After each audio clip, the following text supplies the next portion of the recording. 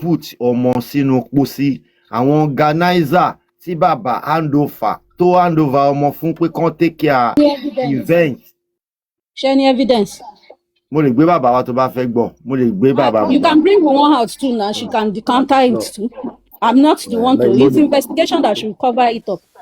I'm not defending any of those families.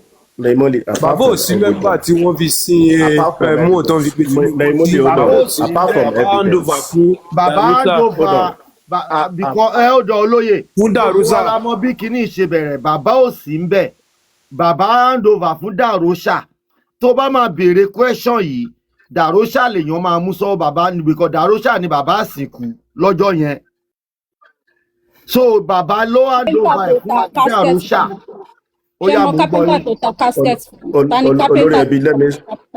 Olórí ẹbí, let me support you in that. Naimoli, èèwọ̀ ní ní ilẹ̀ Yorùbá bàbá ò lè wà níbi tó ti ń gbé ọmọ sínú pósí ó ṣe wọ kò possible nǹkan tó ṣẹlẹ̀ ó ti hand over ẹ̀ ó ti lọ sórí nǹkan tó ń ṣẹlẹ̀ yìí wọ́n ń ta síra wọn ni if you say I am this okay ìwọ náà ló kọ́ ọrùn ẹ̀ nǹkan tó jọ ń sọ nìyẹn but in reality of life bàbá ò lè fi ọwọ́ ara kó fi ọwọ́ ara ẹ̀ gbé ọmọ sínú pósí kò possible ẹ má jẹ́ ká rí bẹ́ẹ̀.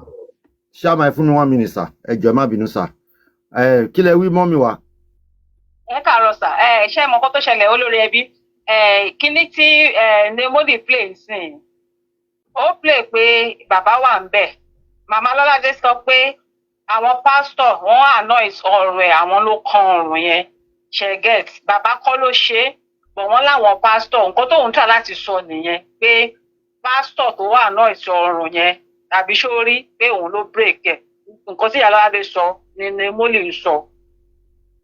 Ẹ̀bẹ̀ bàbá lòun ta sínú bàbá ní Nemoli ṣe olórí ẹbí bàbá ní Nemoli wà wá ẹni tó sọ̀rọ̀. Nemoli ṣe ń ta sí bàbá ni pé ẹni sùúrù nǹkan ẹ máa gbọ́ sà nǹkan tí Nemoli ṣe ń ta sí bàbá ni pé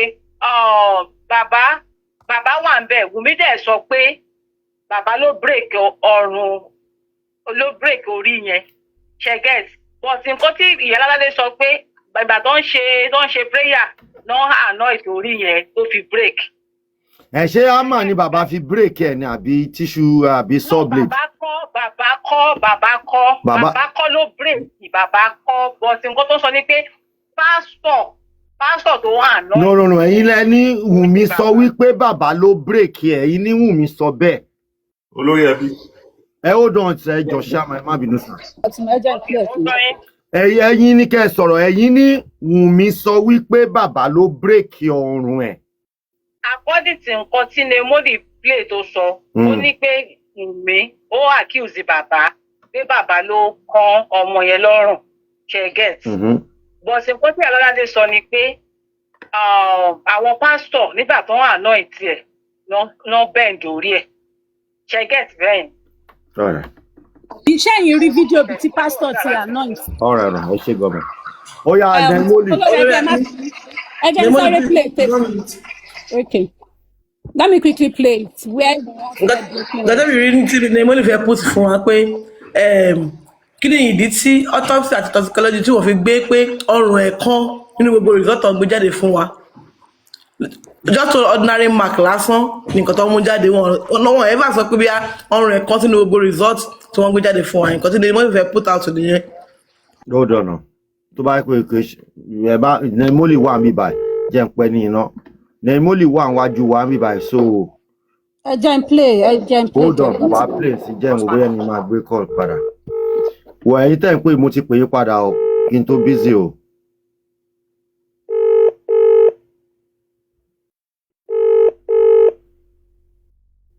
Anyway, ó yá play nǹkan tó fẹ́ play. Okay. So you have to wait till next morning. And even it was such a kí ló ṣẹlẹ̀ ẹ jọ. Hello. Olórí ẹbí ṣe pè mí. No, ọwọ́ mistake ni. Oh, okay. Yeah. Yeah, mo ń gbọ́ yín. Okay, let me play it. next morning. And And even it was such a rush that even the coffin was so small for him. The coffin that he was the one that got the coffin, and the coffin was, my husband was 6'1", but the coffin was very, very small that he had to break his head. Oh my God! Yeah, that he has to break his head. Me, No. I normally that thing is not please complete. do not wait. Take 1 it minute, back. please. Take it back. Let us hear where she started from. Take it back. I cannot take it back. It's a long interview. The main point is where I'm on. Let me rewind just a little. I'm not going to do too much, concern. I'm just on the main point of broken bone. That, he just said he needs to bury him. Like, a lot of people begged him. He wanted to bury him that night, but they didn't give, he actually called the baile of where he wanted to bury my husband. But the baile said, there is no way that I cannot bring my husband that night. So he had to wait till the next morning, and And even it was such a rush that even the coffin was so small for him. The coffin that he was the one that got the coffin, and the coffin was, my husband was 6'1", but the coffin was very, very small that he had to break his head. Oh my God! That he has to break his head. Now, if you are saying autopsy can show tattoo is very flat, very, very. It's something that even is when the corpse is black, it will be hard. Tattoo set na black skin. If autopsy can bring down one bone, broken head is not showing it. Is my major point. And another thing, if you are defending, please, can anybody bring the video where pastor was anointing Mohbad's head at the funeral ground? Because Iyalolade said it. Don't I think. think we Talk about the video. There's no thinking. No, Let's on the talk with video. the video. I think we lied there. Now, this is a fact that he was one that bought the coffin. I don't think that is true. It's none of my business. That's the thing. Can we stop doing that? I don't think you don't know. This woman said a pastor anointed Mohbad's head. While anointing the head, his neck was broken, like bent. Now, which video did you see that pastor anointed head? The Baba was seated beside his wife. The wife is once telling the people that now his own in-law, whether girlfriend in-law or wife in-law, has accused that he broke the head. You are not saying, no, I don't think. I don't think. See, this is where I had it hard to defend any of this family member. Let the law take its course.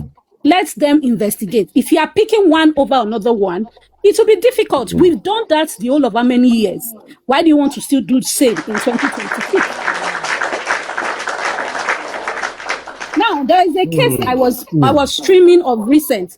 The guy's name is Nolan, right? He's in US. He died at the beach side on the island there. The government's whatever autopsy that they first took said there was nothing.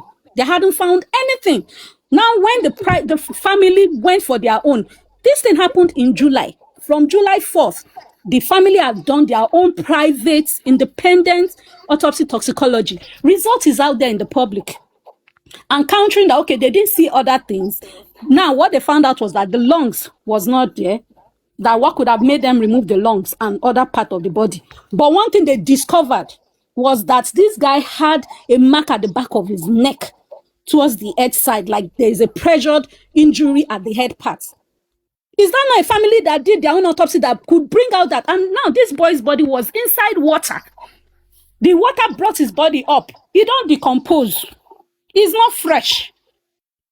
So what are you saying about even Mohbad's own, that they said a broken bone? First, they've talked about broken neck. One is telling us that the guy's head is also broken.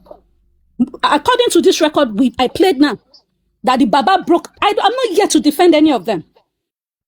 But the point is that boy's body. Let's be factual about it. If your private autopsy cannot bring out that, then you want me to be condemning the government for what?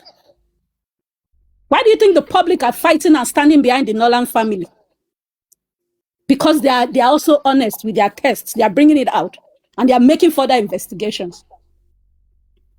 So, Emma Bino, my own is Mr. Omo Bab, what's his name? Come and tell us, why didn't the private autopsy bring out broken bone, but can show us tattoo and skin?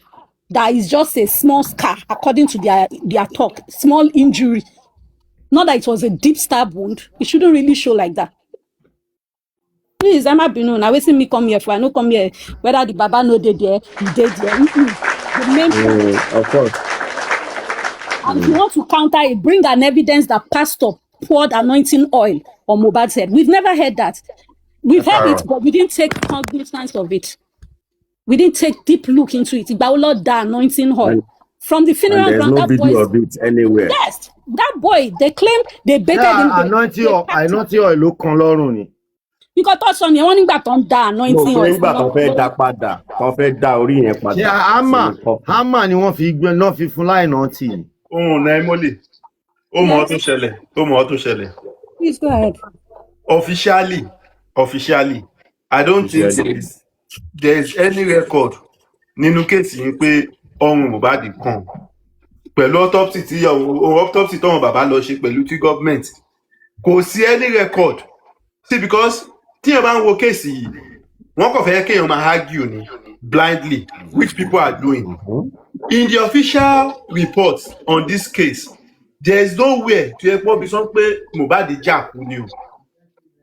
You don't understand? Ní pé wọ́n gé lọ́wọ́ ó kán lọ́rùn ní pé wọ́n even poison or anything. But if you look on TikTok, some section of this J4M will push it to you that bọ̀bọ̀ yẹn wọ́n ti jábọ́ látòrí kíní ọrùn ẹ̀ kan. Tọ́rùn ẹ̀ bá kan point kan mo fẹ́ kàn ọ̀nà dìmú. Ìwọ tó bá mọ̀ pé òun support family. Ìwọ tó bá mọ̀ pé òun support family. Lọ sí kíní ẹ pera yín jọ. Ẹ tiẹ̀ wò pé ẹ fẹ́ mọ̀ nǹkan tẹ́ ń jà fún. At least ẹ tiẹ̀ wò nǹkan tẹ́ ń jà fún náà. Kẹ́ mọ̀ bóyá these things are true or not. Again, so a kò lè wá bí all the time. Ká máa argue based on nǹkan tó wọ́n sọ pé so nǹkan tí fẹ́ sọ nìyẹn. Olórí ẹbí, can you see the video, yeah? So, on this note here, this woman had always been in the case, but if people go watch the tribute to Mohbad, let me see big screen so that people can see. If people go watch the tribute to Mohbad by this actress, right? She showed the whole life history, like more of like Mohbad life, this song. Now, on this part, why I even came on this note is that when engineer was saying something that some people said, one jabosori stairs. Now, I want to understand why the actress who told people in public, she alleged that Mohbad died inside the house and not outside, which a lot of people were like, So, a lot of people didn't know. Even the girl CTC confirmed inside the house. But then, let's go. You will see now.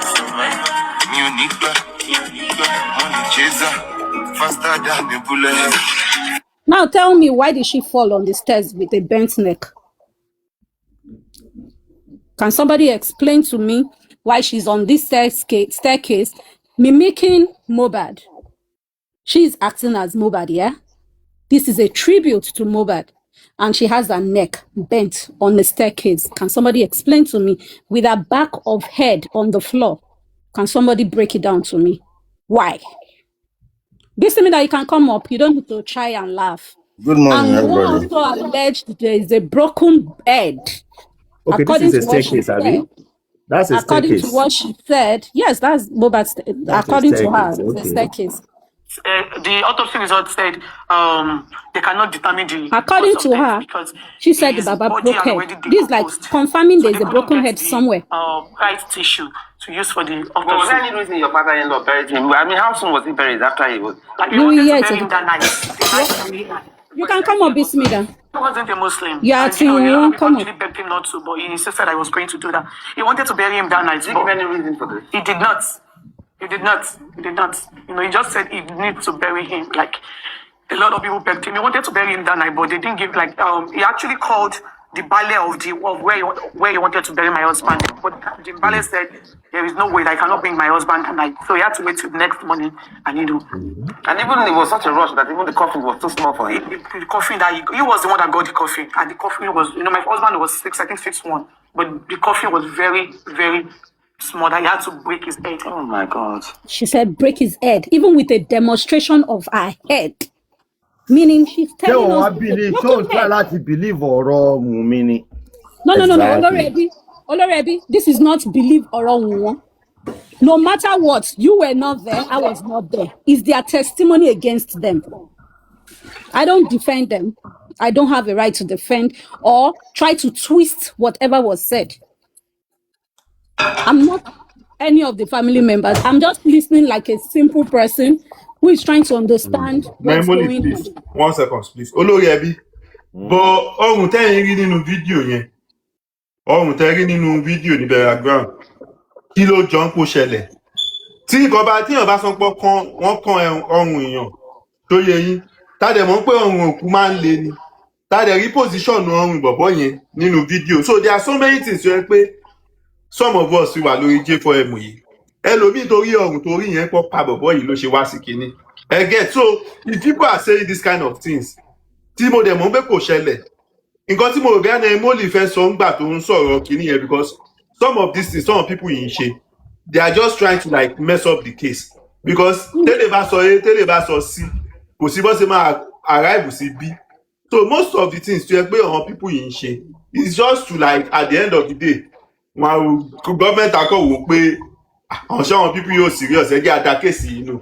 Nǹkan tí mò ń try láti sọ ni pé Emoli ìgbà tó ń sọ̀rọ̀ lẹ́ẹ̀kan yẹn mo expect pé ó máa sọ pé mo expect pé nǹkan tó fẹ́ sọ ni pé ìgbà tí bàbá wà lẹ́gbẹ̀ẹ́ woman yẹn bí woman yẹn ṣe sọ pé kìíní ló according to the person o, because tẹ bá gbọ́ nǹkan tí woman yẹn náà sọ.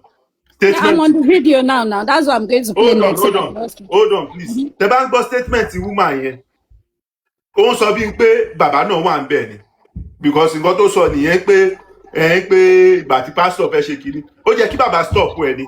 Mo fi ń pé nǹkan tí Emoli fẹ́ sọ nìyẹn o. I'm not done talking now. I've not shown people before. If I talk, they will say they want to use $300 to carry their because that statement ẹni tó bá sọ statement yẹn tó bá wà sure. Now let me play this one. This is the one I was talking, where even the other lady called in, and I kept asking the question: which of the video have you seen where pastor was praying for Mohbad and pouring anointing oil and the neck? Now, when the woman was explaining, did Baba shut the woman up to correct the narrative? Okay. And another thing, most of them had always said the casket was small. None of them ever agreed that the casket was longer than the boy or over the boy's height. They've alleged that that casket was small.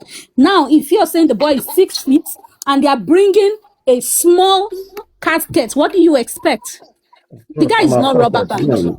Now, let me play this one for you again so that you hear it, where the woman spoke about it. And this Baba here. Have you seen it? Baba pastor church. Wọ́n gbé ọ̀rọ̀ ìsókè báyìí, wọ́n fẹ́ da àná jọ ìgbélé onígbọ́n tí wọ́n ń ṣe ní kéwù. Ìgbà tí wọ́n máa dá padà ní ọ̀rọ̀ yẹn fi tó máa jù sílẹ̀ ní ọ̀rọ̀ yẹn fi. Mọ́mí iṣẹ́ mọ̀ ní pé tó bá ti gbogbo ẹ̀rọ kó máa bọ̀ ọ́. Kò ní rọ̀mọ̀, ọ̀rọ̀ ẹ̀ máa lé wọ́n. And on this note, that's where I am, right? Because she was not like, oh, check, cool me. She claimed that some by body, let me just play it. She may not be like saying no. Now she's saying not all dead bodies that are stiff. Yeah, which is funny. But the Baba is there. So you see, these are things that we should also be suspicious of. 1 minute, somebody even said Mohbad had a cap on. How many funeral grounds have people been to where they've opened caskets and people wear cap? Was Mohbad a JP person? Did he go to Israel? What they call that place, and he became a JP? He should have been dressed in a robe as a JP. I think those are the only people I think they are dressed with heart. And I don't think they even dress them like that. It's mostly the women. They cover their head. But Mohbad had a cap on. And he wasn't a Muslim, as they claimed. And two, once you lower the body in a casket, even if you want to pray or you want to pour anointing, you can't take the head out. You can't bring it out as a clergy. Okay, because of course they always try to be mindful of having a personal contact with the body. Thank you. Highest is to, and they will just anoint that person in the casket. They will not bring that head up again. And Lemoli, correct me if I'm wrong. I think what you are trying to establish. Because me, I'm wondering whether an naming ceremony they do, because they don't. I think what you are trying to establish is that with the statement, with the comic, with the video, the musical video that you played, with the pictures of Mohbad in the casket, you are trying to establish that yes, there actually was a broken neck or a bent neck or something. So why did 2 autopsies did not spot that? Is that what you are trying to lay on the ground? Yes, allegedly they stated it, and we've played the video with their faces being shown. So they sent the musical video also anyway, it's so why wouldn't say results bring such both results did not even talk about whether so there's a broken you can come out and ẹ jẹ́ kí Ṣèyí máa sọ̀rọ̀ ẹjọ́, ẹ jẹ́ kí Ṣèyí máa sọ̀rọ̀ ẹjọ́. olórí ẹbí ẹ lè padà lọ sí big screen. Thank you. All right, thank you. I greet everybody. Good morning. Shewa. I'm Muajari Latisne Karosa. Okay, everybody on the panelists and the commenter. You see, I've been listening and you see that video that you played when Wumi was saying whatever she said. If you guys have listened to this lady interview very well, she doesn't speak good English, right? And when she speaks English, she will use he for she, him for, sometimes like that.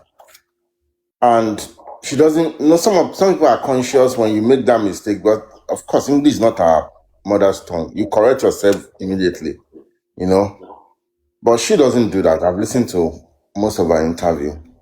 So if you say he was saying, I believe he was not referring to Baba. I mean, she was not referring to Baba, but she was making a statement, but her English is not that good. She's just Okon Soro sometimes to ban Soro. If you have not been following the issue, you might not even understand some things that she's saying because of the way she speaks. Because if you play that thing, go and listen to it. She was not really saying Baba, the father or something, but play it and see what I'm talking about again. I don't know what people are defending. I'm not here to defend them. Naimoni, I will not. If they put anybody down that is defending Mohbad, I will never be part of them now. Why would you say that? I'm here establishing broken bone. And one truth is this: we shouldn't, the way we are accepting the Baba's own without evidence.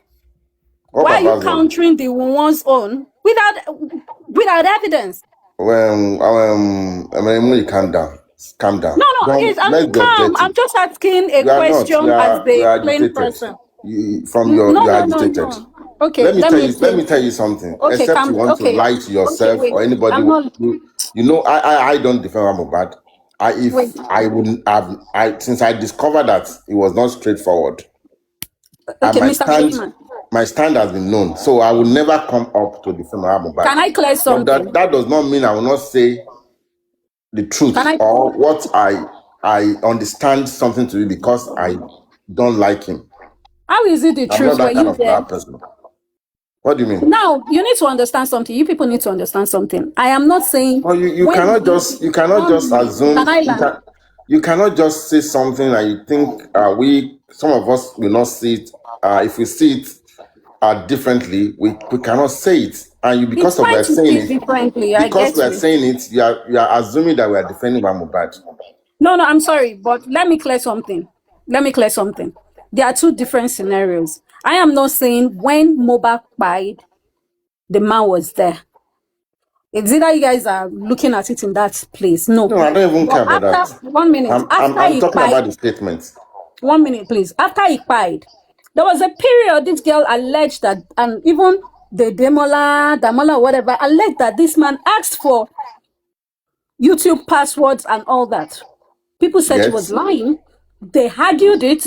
But there was a day someone, Ishak, was on the platform, I think Papariano's own or somewhere, I don't know where, and they told, while they were conversing, this man went on that same Baba's platform and asked the question. And he said yes. So allegedly, he responded to it. And immediately they stopped the old stuff that, no, don't do this, don't do that. Now, why am I defending when I'm not there? Whatever they say in the public is what I am talking about. I will not defend anybody. I was not there after the funeral. It's none of my business, really. But whatever they say, now the Baba can go out and debunk, then he gonna need evidence, so I don't know. But what I was just establishing is there's a broken bone. If governments, according to them, allegedly, because they have been saying they are confirming broken bone. Okay, let me tell you this. When this case just started, a lot of people were emotional, were driven by emotion, right? And we followed, listen to me, and we all followed about Mohbad blindly based on things that were reported. But at the point when we realized that this man was not being truthful, 100%, a lot of us turned around. So you accusing us that we believe in, yes, we did. I'm not accusing you. It's your choice to believe, but I'm not believing it. You cannot force me to believe that I should believe. Who is forcing? You know what? I'm not forcing you. What I'm just saying is, let me play what you said. You said she's not directing it. She mentioned him, and I don't know why we should say so. Like what you said, I should play. I will play it. My own major point is, why didn't the autopsy? Because this man was up to come and talk about the autopsy. Now wait till bring me come up. Any other thing? Me, I'm not picking sides. I don't believe in any of them. Not to, but he insisted I was going to do that. He wanted to bury him that night. Did he give any reason for this? He did not. Hemu, shop like a billionaire. What to say? Because next 2 weeks. Chayman, but Baba later came out to tell us that he actually called. Good afternoon, sir. Good afternoon. Baba actually came out to tell us that he called that Bale really that night, and he gave his own excuse. So in this case, people should just be mindful of the side they support. We should actually demand for the real truth, not siding someone. Because if you look at most of their statements, it's just like they are trying to like patch something up. Iyalolade confirmed that in Iyalolade's speech, she actually confirmed that probably Baba was somewhere. I don't know if that statement is correct. And if you look at the story that they narrated from earlier in this case, they said all the family followed this body to what's it called, to the morgue. They took the body from what's it called, Orchid Estate, to Ikorodu now that same night, and all the family were present. If you look at most of the scenario that happened on this case, you now found out that some of these things are too good to be true. You know, like somebody mourning, a father mourning the demise of his son would have the time like to take this thing to the morgue. Naturally, those things would not come. The wife following them to the morgue as well. So most of the story behind this J4M is kind of, I don't know, it's not just straight. To me, that is why I will always be in the middle on this case. Thank you. Let me play on. March 14 is the next coroner inquest, which the judge had to come over to say outside of the story. These same people on TikTok were literally saying it yesterday that they would tell her what to say to lie against me. Do you understand? But I did found out what was in that third injection that triggered this reaction. I think they were supposed to do that, but my father-in-law already buried my husband. So when they okay, please, did you pick the part you said my father-in-law? Or do I? Playing a wrong video that I'm talking. This is not the video I was talking about. This is not what I'm talking about. Please let This me. is not. This the only tape I've played today. No, that's not the only tape you played today. You played the one where he said he bent. Is the one that bent his neck. Yes, now, Mr. Sheiman, I said let me take it back so you would hear It's the from same video it. now. So you are taking it back now. Hold You didn't play on. it from here before now. So why are you saying Wait. this is the only one? No. Wait, it's still the same one. I'm the one playing it now. So that you will hear from where she mentioned the father. I cannot be playing a whole how many hours record. I'm picking the most important part that I'm curious about. And that's why I came to ask about the broken head. You think so many of us know the details and follow everything? I will only talk based on what you played. So now if you are playing something else or you are taking it back, then we can discuss that. You cannot play. I'm saying it's not the wrong thing.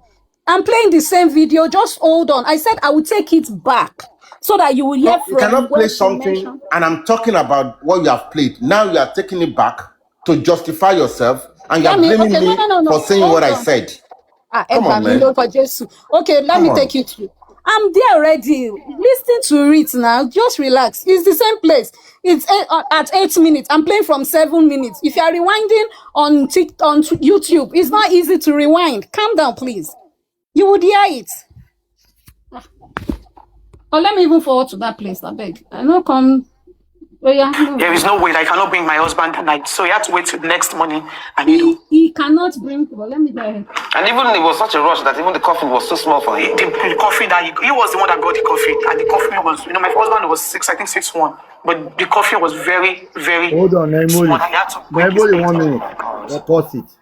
Hello, Banuso. Mabinu Lembo. Yeah, Kaso. How are you? Naimoli àti Sheyiman ṣọyẹ ẹyin sí. Sheyiman ẹyin mo fẹ́ address her. Naimoli is right in what she played because I listened attentively to whatever she was playing. Ibi tí Naimoli ti bẹ̀rẹ̀ nǹkan tó kọ́kọ́ play. Wọ́n bẹ̀rẹ̀ láti ibi tí Wunmi ti ń bá interviewer yẹn sọ̀rọ̀. It's about the part of where Wunmi was telling the interviewer that the father-in-law was in a rush. Láti lọ sin Mohbad that very night. Then she continued that statement that mi pé ó wà in a rush yẹn ipe ìtorí ẹ̀ ló ṣe lọ ra coffin tó kéré fún. And he in that context of that same sentence which is still referring to the father-in-law, he ended up breaking his head. And I don't even know the reason why she used the word his head, because all this while, if you put all bad no come, and me ni fẹ́ kí ọ̀rọ̀ yìí kó dá wàhálà lẹ̀ sáàrin wa lọ́tùn lósì, because I will flow, basically with Naimoli's argument. This is a very grave accusation. Baba Yoku, why is he not putting himself out there to defend himself? Why are we the one saying, Boya, we're giving excuses on their behalf? Because more perfectly, thank you very much, man. Thank you. Naimoli Bano. How do you know Naimoli? No problem. I understand we all, as in our emotions on the Mohbad's case. But me, I'm no more looking at the parts that this family, this cannot happen, that cannot happen. I'm not accusing the man at all that by his son, no. So, but try and understand after the cry of the child, what did the family, what was their own role in this movement? How far have they gone? Now, even when Mr. Omoba was here, I was going to ask him a question. If you are saying that a chemical was poured on Mohbad's body, government autopsy did not bring out chemical poured on Mohbad's body, have the family who did private autopsy and toxicology, have they sued the morticians that why would there be a chemical to counter the government's own? Have they?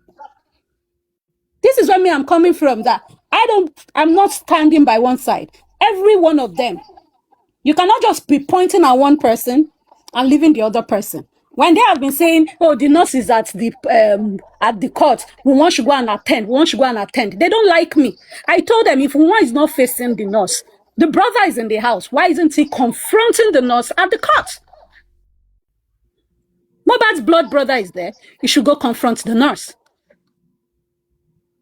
He lived in that house, as alleged. So there are things that I will not stand and say, okay, I'm hearing this is what this girl said. I will still pick our own side. You pick in all this investigation stuff, you puzzle out things. Pick this, and try to understand what's going on. Under investigation, the right people that should do it should use all what they've accused each other for to handle the case. So I'm not here to say, oh, the man, he did it or he did not do it. There is no video evidence. I cannot defend. I'm sorry, I don't do that. So me, I'm just more on the point of the autopsy result that Mr. Mohbad came up to speak like, oh yes, they have it all going, they did the right thing, and people should have no right to question what was done. The government autopsy, like you said, Olorebi, is out there in the public. Why is the private own not out there? When the Baba is giving his submission, even on TV station, he talks a little bit about the government's autopsy and toxicology. Has he reported his own self?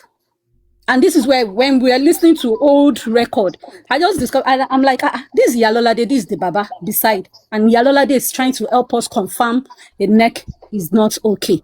When one's interview say Mohbad is 6 feet, meaning he's taller than the casket. What would happen? When somebody is taller than a casket, what will happen? It's just like I want to put you in a box. What will happen? Is either you're breaking the box, but was Mohbad's casket broken? No. So it's either you're breaking the person. So if autopsy cannot bring out a broken bone, please, it should not even be accepted in the first place. And I shouldn't be now saying, oh, the man is, I'm sorry, he's no kid. He is an adult. So that's all I needed to let you guys. That's I came up to challenge Mr. Mohbad for. You shouldn't just go gallivanting and saying things that we can see the obvious. It's all up online there. So thank you so much. Anybody that wants to talk can speak.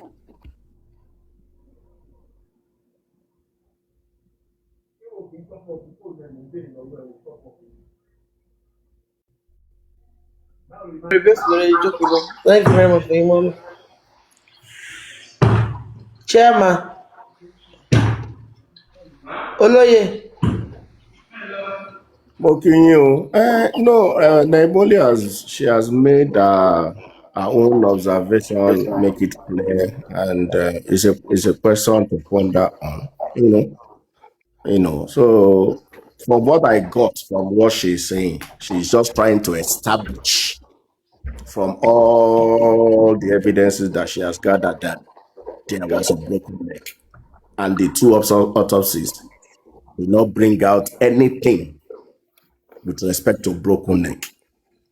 Okay, and why? Why was there no result or any explanation, a line item talking about a broken neck? Okay, so this one now, so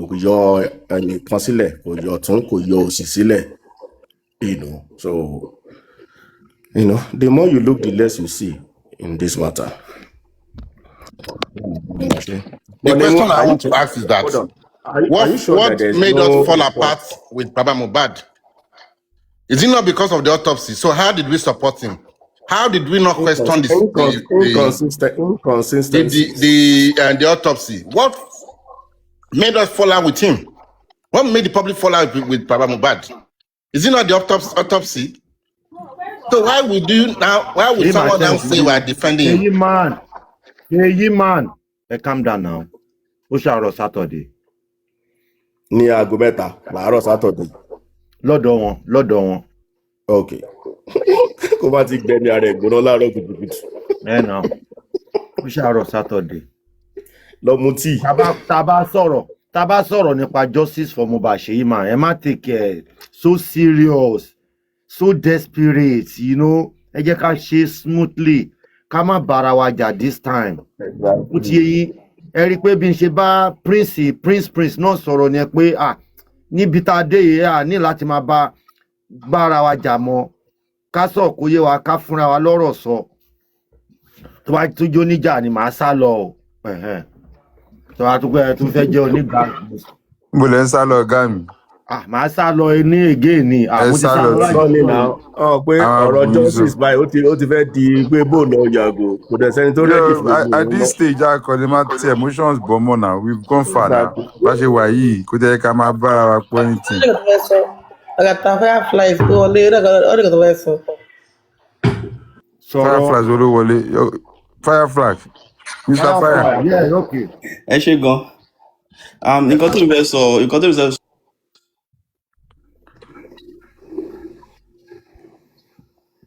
Mr. Firefly ẹ má bínú mo fẹ́ meet ara mi ni o sorry.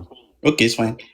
So mo kàn fẹ́ sọ̀rọ̀ pa pé actually mi ò sọ̀rọ̀ pa bàbá or Wunmi or anybody tó surround èmi kàn fẹ́ bring out the facts ní ọ̀rọ̀ tó sọ pé bí ọrùn kan àbọ̀rùn kan.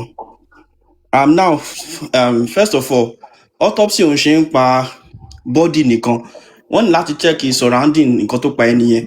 So by the time tí Mohbad lọ for autopsy ilé tó kú sí there was nothing tó lè get in bẹ̀ láti mọ̀ because it's not about èèyàn lè kú naturally sínú ilé but tí wọn bá check surrounding bẹ̀ tẹ́ bá máa wà àwọn crime whatever yẹn ẹ máa rí kó máa check pé nǹkan tó lead sí ikú ẹni yẹn ẹ lè ṣe nǹkan kan tẹ́gbẹ́ ẹni bá nǹkan kan tó ṣẹlẹ̀ sẹ́ni yẹn kan máa rí pé ẹ máa believe pé ẹni yẹn kú natural death not knowing that àwọn kankan wà tó ti dàrú nulé àwọn kan wà tó ti fi síbì kan by the time tó kú èèyàn ti pọ̀jù nulé mo ṣọ́ ọ̀pọ̀lọpọ̀ gan nílé swab wọn lè take any swab any surface láti mọ̀ pé nǹkan báyìí ló ṣẹlẹ̀ so that's the first part of it autopsy òun ṣe ń pa body nìkan it's about the environment ẹni náà kú sí àti the body itself because environment yẹn ló máa fi interpret nǹkan tó bá bá nínú autopsy wọ́n ní the pictures nǹkan tó ṣẹlẹ̀ around tẹ́ bá máa ń wo ní sọ crime wọ́n máa label gbogbo ẹ̀ pé nǹkan bíbá ìlélẹ̀ wáyé bílẹ̀ so wọ́n máa wá interpret autopsy but from ìgbà tó wá gbé lọ sí autopsy yẹn kò sí like pictures tó lè fi determine tí mo assume tó lè fi interpret autopsy nǹkan tí mo assume yẹn but nǹkan tí mo fẹ́ tẹ̀ fẹ́ sọ̀rọ̀ sẹ́yìn ni pé nípa ọrùn tó kán tí wọ́n bá lọ pé ọrùn èèyàn kan mo ti wà ní ìsàlẹ̀ látẹ̀kan wọ́n ní di x-ray láti mọ̀ èèyàn lédè sọ pé ọrùn èèyàn kan without x-ray wọ́n dẹ̀ ṣe autopsy fi hàn yín lẹ́ẹ̀mejì so and nìkan wá látọ̀dọ̀ family so àwọn optician tó ṣe àwọn pathology tó ṣe autopsy fún second body yẹn nǹkan tó fi ṣe ni pé wọ́n fẹ́ try láti counteract nǹkan tí gọ́ọ̀mẹ̀ntì find pé gọ́ọ̀mẹ̀ntì ò rí anything so they will do their best because first thing wọ́n gbé èèyàn lọ sí autopsy first thing wọ́n máa kọ́ ṣe pé wọ́n máa kọ́ scan gbogbo body pẹ̀lú bí MRI tàbí x-ray láti check bóyá egun kan ní anywhere wọn gẹ́gẹ́ gbé èèyàn lọ sí autopsy kọ́ lọ la ẹnìyẹn wọ́n kọ́kọ́ ṣe full x-ray of the body. Hello sir. yà mú gbọ́ yín. All right sir. So wọ́n á ṣe full x-ray of the body from head to toe so gbogbo àwọn nǹkan tó ń sọ pé testimony tó ń sọ yẹn that one does not hold water nǹkan tó tọ́ sí bá ti sọ òun ni the final say whether it is wrong or it is right because if I ask you how did you know that the bone was broken did you see any sign of pé tọrùn yẹn bá bend ṣé yẹn mi pọrùn yẹn pé yẹn ọrùn yẹn ti kán nìyẹn it doesn't mean nǹkan tẹ́mi kọ́ wá sókè òsì ni mi ò fẹ́ sọ mi ò mọ àti mi ò sí nínú any party pé bàbá or anybody but that's what me I'm driving now pé ọrùn yẹn bend ìyẹn ò mi pọrùn yẹn kan you need an x-ray x-ray yẹn ó dẹ̀ ti máa ṣe first thing tó máa kọ́ ṣe kọ́ tó ṣe autopsy nìyẹn you need a full x-ray yeah. ẹ má bínú ṣé ẹ̀yin rí ọrùn yẹn nu pósí àbí ẹ kò assume pé based on nǹkan tó ń sọ. èmi ò ẹ̀kọ́ tí mo sọ àti pé wọ́n ti ṣe autopsy lẹ́ẹ̀mejì. no mi ẹgbẹ́ ẹ̀ get the question tí mò ń sọ. ok mo máa ní sùúrù fún yín. ìgbà tó sin bọ̀bọ̀ yẹn ṣé ẹ rí ọrùn yẹn bó ṣe bend. mo rí yes. ìgbà tẹ́ ẹ̀ ń sọ̀rọ̀ mo rí pé ẹni tó background yín bóyá ẹ máa wà nínú àwọn medical kini because àwọn terms tẹ́ ẹ̀ lò and all that ordinary person ò lè lò you are fluent with it my brother tẹ́ bá rí ọrùn yẹn and the family are also claiming bàbá mi èmi kọ́ mo sọ pé kini èmi kọ́ mo sọ pé ọrùn kan you get family the family ni kini ti wà o. nǹkan tí mo sọ ni pé ẹni sùúrù ok mo fẹ́ lè dáná. sí níbẹ̀ o ìyàwó sọ pé bàbá ló kán ọmọ ọlọ́run. ló kán ọmọ ọlọ́run kò ṣàwà lọ sọ o àwa dẹ̀ rí fídíò ìgbà tó ṣí kínní bọ́ọ̀rù yẹn ṣe rí tẹ bá dẹ̀ wò nǹkan tí mo sọ pé mo observe bẹ́ẹ̀ yẹn sọ̀rọ̀ tẹ bá wò òkú máa ń gan ni o tẹ bá dẹ̀ wo testimony professional tó wá sọ̀rọ̀ nínú court ó sọ pé kíní yẹn ti dé ṣé third stage ni then mo lè help me. ok ṣé mo lè sọ̀rọ̀ báyìí. so ẹni sùúrù ẹ máa sọ ẹ má bínú mo kàn fẹ́ explain dáadáa so that ẹ máa mọ bí tẹ máa ti tẹ máa mú kó má dàbí pé a máa argue so tẹ bá wo kíní yẹn it's not like we are the one pushing it. èmi ò mọ̀ ń pa yín o èmi kò sọ based on what I know. nǹkan tí n fẹ́ sọ ni pé tí nǹkan báyìí bá ṣẹlẹ̀ I'm not trying to say that ẹnìkan right or ẹnìkan wrong but tí nǹkan báyìí bá ṣẹlẹ̀ you can't expect testimony oníkálukú kó máa favour ààrẹ ó máa tàbí kó máa favour ààrẹ they will always talk against themselves ẹ lè expect pé kí ìyẹn wá jáde kó sọ pé ọrùn ẹ kó lè sọ pé orí ẹ gan pé kò sí orí ẹ lọ́rùn ẹ mọ́ so that's what they will say that's what they are expected to say because wọn fẹ́ kí kíní ẹ kó land sí wọn lórí so you can't expect them to say ọrùn ọ̀kan ẹlẹ́kan lè sọ pé orí ẹ ẹlẹ́kan lè sọ pé wọ́n ti gẹ́sẹ̀ Mohbad gan you don't know so you can't expect their testimony kó ṣe then secondly nípa rigor mortis tó ṣẹlẹ̀ pé èèyàn máa gan tí rigor mortis nǹkan tó rigor mortis ló ń pè so tí nǹkan bá ṣẹlẹ̀ kò kí ń ṣẹlẹ̀ sí ara láì ṣẹ̀ṣẹ̀ bẹ̀rẹ̀ ó máa ṣẹlẹ̀ díẹ̀ over 24 hours èmi ò dẹ̀ mọ stage tó wà because I was not in the autopsy room nígbà tó ń ṣe mi mọ stage tó wà tí wọ́n fi ṣe mi ò dẹ̀ mọ bí rigor ti mú lọ́rùn because rigor mortis god show pé mozu yan steve ni pé mozu yẹn ó ń lé wọn máa lé tí wọn bá ti kú after like 6 hours wọn máa lé so èmi ò mọ tí ọrùn yẹn ṣe rí nígbà tó fẹ́ lọ sí and it was the same day tí bàbá yẹn rí according to nǹkan tí mo mọ̀ bí àmì ní full information so I can't say that. ẹni sùúrù brother ó dà pé ẹ mix it together ṣé ẹ rí bọ́ ọrùn yẹn ṣe rí inú casket. ṣé kí n parí ọ̀rọ̀ mi. no ẹni sùúrù mo kàn fẹ́ because bẹ́ẹ̀ ṣe ń sọ yẹ ẹ̀kan based on. Firefly just give me 1 minute let me just say one thing for 2 minutes I will mute for you. This is my own take on this, and I agree and I think all of us have agreed on this matter.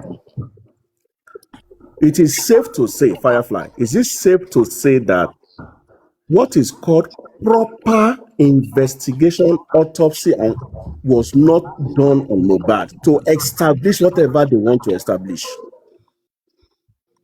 Can I speak? As in properly, because number one, if you want to do this kind of a thing to get to the laboratory, it is not one day we can take a sample. That is not how to get things out of a dead body. Like you said, you want to do the X-ray, you want to stand the corpse, you have to do the X-ray from head to toe, you have to do all of that. You have to do a lot of things that can only be done in the laboratory, scientifically. Okay, let me can I speak? Yes, Firefly. Okay, yeah. So this is how autopsy is done. So what they usually do is that first of all they check. First thing that you have to do is to check the environment. Then you have to first take pictures. Then you now take the body itself you take it to the scan. They scan the bone, scan everywhere, just to know maybe the person has a fractured bone or fracture anyway. They even look from this. Then after that, they look at the skin and everything to check for any scratch or anything. Then they open up the person. Autopsy should last like maybe 3 hours. So they open up the person, they check everything. Then they take samples, like I've said, they take samples from the organs and they take it to the lab. They close up the body back and maybe give it to the family to bury or whatever they want to do. So it's after they have the result from that's why sometimes it takes like 6 weeks before got to conclude. So forever they got in the sample, talk with the lab, maybe one only be suspicious and one organ because damage, they'll take it. So after 6 weeks, they now gather the evidence from that before total, then X-ray, then the skin, then internal organ, then they will now go to the cellular level in control microscope. Touch the autopsy in here. So, like I said, in particular, mi fẹ́ deviate kúrò nǹkan tí mo sọ. So, but ìgbà tí gbogbo kìíní yẹn ṣẹlẹ̀, ibi tó ti kú sí gan, kò sí nǹkan you have to start the investigation from ibi tó kú sí, which was lost. So I don't think tí kìíní yẹn ṣe ṣẹlẹ̀ ó yẹ kó lọ́pàá surround ibẹ̀ ni, kó ní do not enter. Tí nǹkan tẹ́ kọ́kọ́ ṣe nìyẹn. Because homicide ni, okay, mo ti ń dá ìbá kúrò nǹkan tí mo sọ. Okay, mo ń gbọ́ yín. Tẹ́ bá wo ọrùn yẹn, ẹ tó wà láìfù gan wọn ò lè ṣọrun ẹ bẹ́ẹ̀. Because mi ò bá yín argue pé ọrùn yẹn ò rí bẹ́ẹ̀ mo ní. ẹ wá ní sùúrù téèyàn bá jà maybe wọ́n pa èèyàn because there are so many things lórí kéèsì tó yẹ pé either the family is hiding and the police are also hiding, you get. Tẹ́ bá wò ó pé èèyàn jà baby èèyàn jà ó struggle tó fi kú. Tẹ́ mọ̀ pé affiliation máa ń ṣẹlẹ̀ tó bá jẹ́ pé kò really breathe. Yes, application máa ṣẹlẹ̀ aphasia yes. Do you know that this guy pẹ̀lú gọ́ọ̀mẹ̀ntì o mi ò ìkejì yẹn mi ò ẹni tó kà mi ò fẹ́ bílíìfù pé òótọ́ ló kà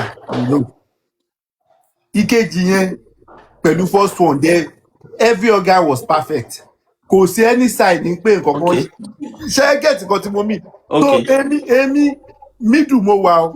ìjọba mo ṣe ń ṣàlàyé fún yín pé ẹ lè ní mínítì autopsy tí wọn bá sí tó bá rí surrounding tẹ́ni yẹn kú sí for example sí ẹlòmíì lè pààyàn pẹ̀lú ọ̀bẹ kó gbé báàtì síbẹ̀ so nǹkan tí wọ́n fi interpret autopsy nìyẹn autopsy táwọn ṣe was wọn really ní because gbogbo nǹkan tó surround yẹn ti wà bọ̀ ẹ jẹ́ padà lọ síbi ọrùn yẹn nǹkan tí nǹkan fẹ́ sọ ni pé mi ò mọ̀ bóyá ọrùn yẹn kán àbí ọrùn ò kán but ọrùn bá kán autopsy kejì máa rí because mi jẹ sọ the first ni kọ́ máa scan èmi ò try láti support anybody mi ò sọ pé tọ́run yẹn ìyẹn tó bá ṣe normal one. exactly ìyẹn tó bá ṣe normal one mo agree pẹ̀lú. tó bá ṣe normal tó bá ṣe ilé ìtọ́kọ̀ lọ ṣe.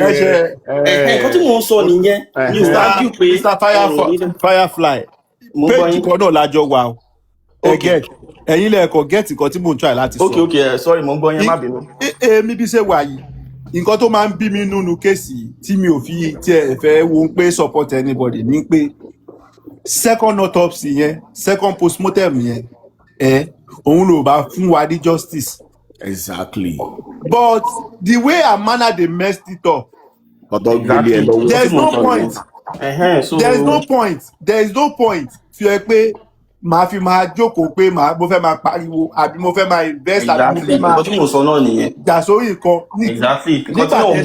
ìgbà tẹ́ ṣe private gan wá worst ju. exactly nǹkan tí mo sọ náà nìyẹn. so position tèmi nìyẹn o ní kíní yìí o because àwọn nǹkan tí mo try láti count sílẹ̀ yìí àwọn nǹkan tó yẹ pé ó wà important in this case in order to win the case because these people have already given down their testimony you get nǹkan tẹ́ fẹ́ fi counter wọn ló yẹ kẹ́ wá but at the end of the day till date tẹ́ bá béèrè autopsy yẹn lọ́wọ́ other side you know kò sẹ́ tó máa wà straight you know they will always want to deflect on. ṣé wọ́n ṣe kíní yẹn ṣé wọ́n ṣe lóòótọ́ ṣá do we have evidence pé wọ́n ṣe. done by the family we all know that and that's why I was saying that and that's what no the people that were close to them came to tell us that they just copy the exact thing that the government did. You can't say that, Baba. But they said it online now. No, that was a photocopy. Ṣèyí man. Èmi kọ́ mo sọ náà, ṣé mo sọ ni? Ọ̀rọ̀ TikTok ó yàtọ̀ sí ọ̀rọ̀ professional. Ẹni tó close mọ́ wọn, àwọn tí agbẹnukọ sọ wọn, àbáná ń sọ Yorùbá, the spokesperson wọn. And again sir, Ṣèyí man, ẹ mọ̀ pé bó ṣe till date àti mọ̀ bóyá NMS yẹn bóyá tòótọ́ ni àbí irọ́ ni ṣá. You know there are so many things to yẹ pé in this course of justice èèyàn kàn máa wò pé ṣé orí mi tiẹ̀ pé tí mo wà lórí J4M yìí because most of the things don't ṣẹlẹ̀ you just see people defending fighting blindly at this stage èmi sì believe pé if you are looking for justice tó bá ń pè mí láti justice tí wọ́n dẹ̀ justice ti ka ibi tó dẹ̀ wá yẹn tí ò ní ṣe tẹ́lẹ̀ pé ayé jọ pé ẹjẹ́ àti ẹ̀ bàbá yìí sọ̀rọ̀ ẹjẹ́ àti ẹ̀ gba private kìíní kan onípé òkè ẹjẹ́ àti assume pé ká tiẹ̀ mọ̀ nǹkan tó ká satisfy curiosity wà lórí kéèsì yìí because so many people at the end of the day ìjà tí ọjà last year ẹ bá máa wò ní year yìí ẹ máa wò pa nǹkan tí ẹni ilé ẹ̀sán last year ní kí ló tó fi change ọ̀rọ̀ so there are so many things to be said in this court of justice tó yẹ pé people should question ó yẹ ká question now tó bá punch bọ̀bọ̀ yẹn ń jọ yẹn tó bá jẹ́jà lọ́jà tó ń tọ́ o tí ẹ̀rẹ̀ ṣe original autopsy o postmortem second one yẹn o gbogbo ibi tó ti gbá bọ̀bọ̀ yẹn tí wọ́n ti fún ní hard punch gbogbo ibi tó ti jábọ́ lẹ̀ tẹ́ bá sọ pé orí steering ló ti jábọ́ àbí sọ́rí orí staircase ló ti jábọ́ sílẹ̀ gbogbo bẹ́ẹ̀ ló máa rí nínú autopsy now those are the questions irú àwọn prince irú nǹkan tí ẹ kọ́ máa béèrè lọ́dà side but you come here you want to fight somebody that you don't even know anybody can have bí ṣe wà yìí understanding me about life èmi ò ń báyọ̀ kan jà ń pé torí ó jẹ́ opposition ní àgbẹ̀rẹ̀ but if you are really looking for justice tẹ́ bá wò pé ẹ fẹ́ ti ẹ tó pa bọ̀bọ́ yẹn mọ́lé bó jẹ́ àbúrò bó jẹ́ ìyá bó jẹ́ ìyàwó bó jẹ́ any other person bó jẹ́ Sami Larry àbí Naira Marley bí so many people ṣe claim at least ẹ jẹ́ agẹ́ẹ̀tì kankan tó pa not that a máa fi kinní yẹn sílẹ̀ a máa bára wa jà. lórí nǹkan tí ò sí. So that is my point. So we are on the same page, my brother. It's not like I'm trying to like. Mo ti understand yín tẹ̀sán. Mo ti understand nǹkan tẹ̀sán because autopsy tó bá yẹ kó ṣe autopsy kejì yẹn autopsy kí ló máa fi ṣe private autopsy ni pé láti make sure pé àwọn make sure pé wọ́n nullify result láti ọ̀dọ̀ government wọn kì í ṣe for fun. So nǹkan tó bá ṣe wọ́n á gbé sẹ́gbẹ̀ẹ́ wọ́n á máa confirm ẹ̀ pé tí òótọ́ ni pé kí ní ìṣẹ̀lẹ̀ tó bá fi lè rí pé ọrùn yẹn kan or anything ṣẹlẹ̀ whatever tó bá ṣẹlẹ̀ wọ́n á ti gbé sí private second autopsy kì í ṣe ṣeré ìyẹn máa ń serious the first one lọ because the first one láti prove point yẹn. Second autopsy is not just by the government, it is government giving you the license pé gbà. Exactly, yeah, you are right, yes. Wọ́n gbélé ẹ lọ́wọ́ ni pé gbà lọ ṣe nǹkan tó bá fẹ́ ṣe. Exactly. Kì í ṣeré. Exactly. So whatever you now bring tó bá ti lè jọmọ́ ti government ẹ ti jọ score wà ní same page nìyẹn. ẹ ti jọ wà ní same page nìyẹn ò lè wá gbé nsìn kó máa káfà o. Ọmí lẹ́jọ́ tá ọmí. And to Naimoli mi ò mọ̀ bí Naimoli ṣì wà níbẹ̀ yẹn.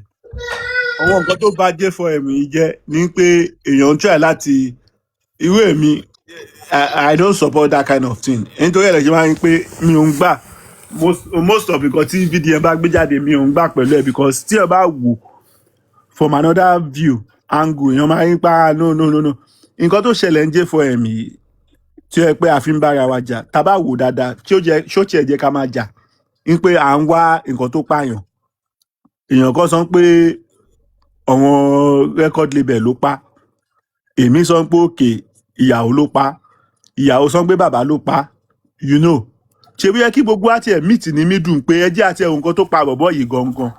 Bàbá Sọ́pálè ló pa. Ok, bàbá tí wọ́n Sọ́pálè ló pa àdúrà náà sọ pé òun ríbi tí ẹ̀gbọ́n òun ti kí ló ti pè jábọ́. So all these things now. Wait. ẹ jẹ́ ká bèèrè lọ́wọ́ olórí ẹbí kí ló pa Mohbad ẹ já bèèrè lọ́wọ́ olórí ẹbí. àlè ló pa Mohbad. no olórí ẹbí wọn lórí ẹbí ni. ẹ ṣe gan ló fẹ́ sọ nìyẹn ẹ ṣe gan sà. ẹgbẹ́ máa kí ló dàbí mo máa ń rí platform kan kí ẹ̀yin mi dá. mi ò gbọ́ yín. mo máa ń rí lórí platform kan. mo máa ṣe ní káàkiri. ẹ̀yin ni ókè kò sí wàhálà bó ti wọ́n fi wá nìyẹn náà. all right ẹ ṣe. all right. jẹ́ pé lórí ẹbí sọ̀rọ̀ ọkọ tó pa Mohbad. Ṣẹ́rí nǹkan tó pa Mohbad bàbá Mohbad mọ nǹkan tó pa Mohbad bẹ́ẹ̀ bàbá Mohbad ò mọ kò ní evidence láti ó ń jó nínú ó ń jó lára ó ń jó ní gbogbo ara kò ní evidence ìgbà tí ó ti fi lè ní evidence láti fi lè back ẹ̀ up àwa náà a lè sọ nǹkan tó pa Mohbad because nǹkan tá a bá sọ ló máa lò against yàn in court of law because nígbà táwọn tó súnmọ́ àwọn tó súnmọ́ tán lè sọ síta ṣé mi máa bá wọn sọ èmi tí mo wà ní Dublin máa bá wọn sọ síta. ẹ bá a pàtẹ́wọ́ fún òsì ẹjọ́. ẹ so bóyá jẹ́ nìyẹn o ẹ jẹ́ n pàtẹ́wọ́ o bóyá jẹ́ nìyẹn.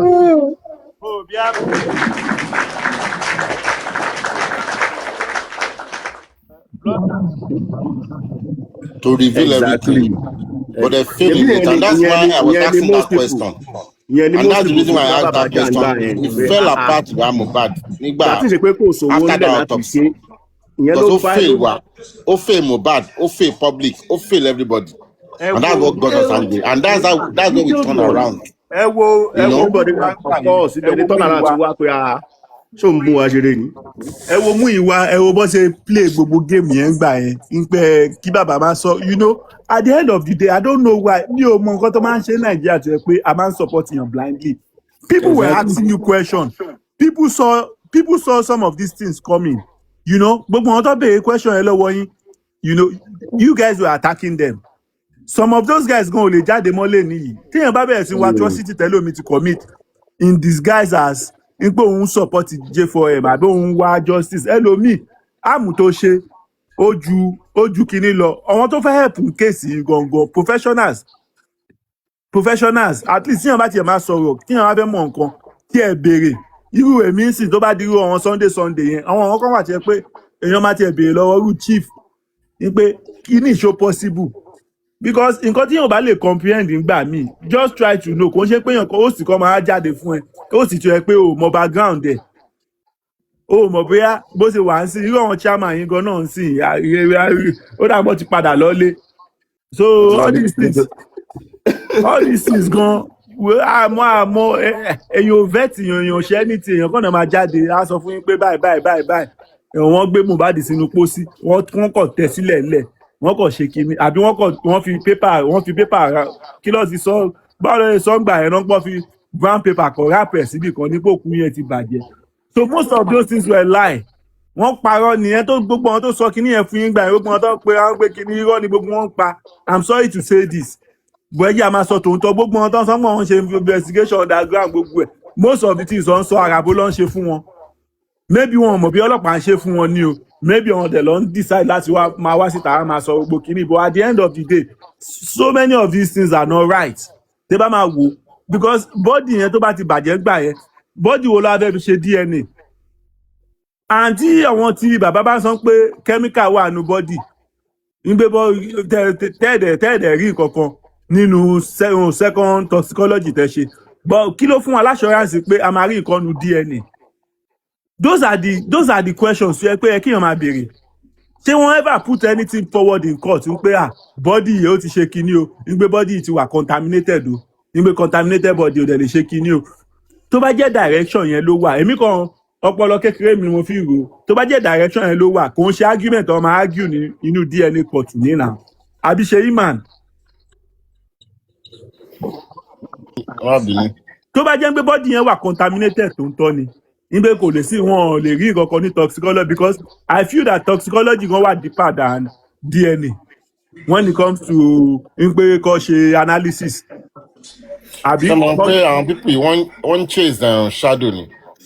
Goose why goose chase nina. They are chasing shadows now. Our come I mean èmi bàbá Mohbad fúnra rẹ̀ gọ́mọ̀ pé mi ò support òun láti ìgbà tí mo ti discover pé so my stand is very clear.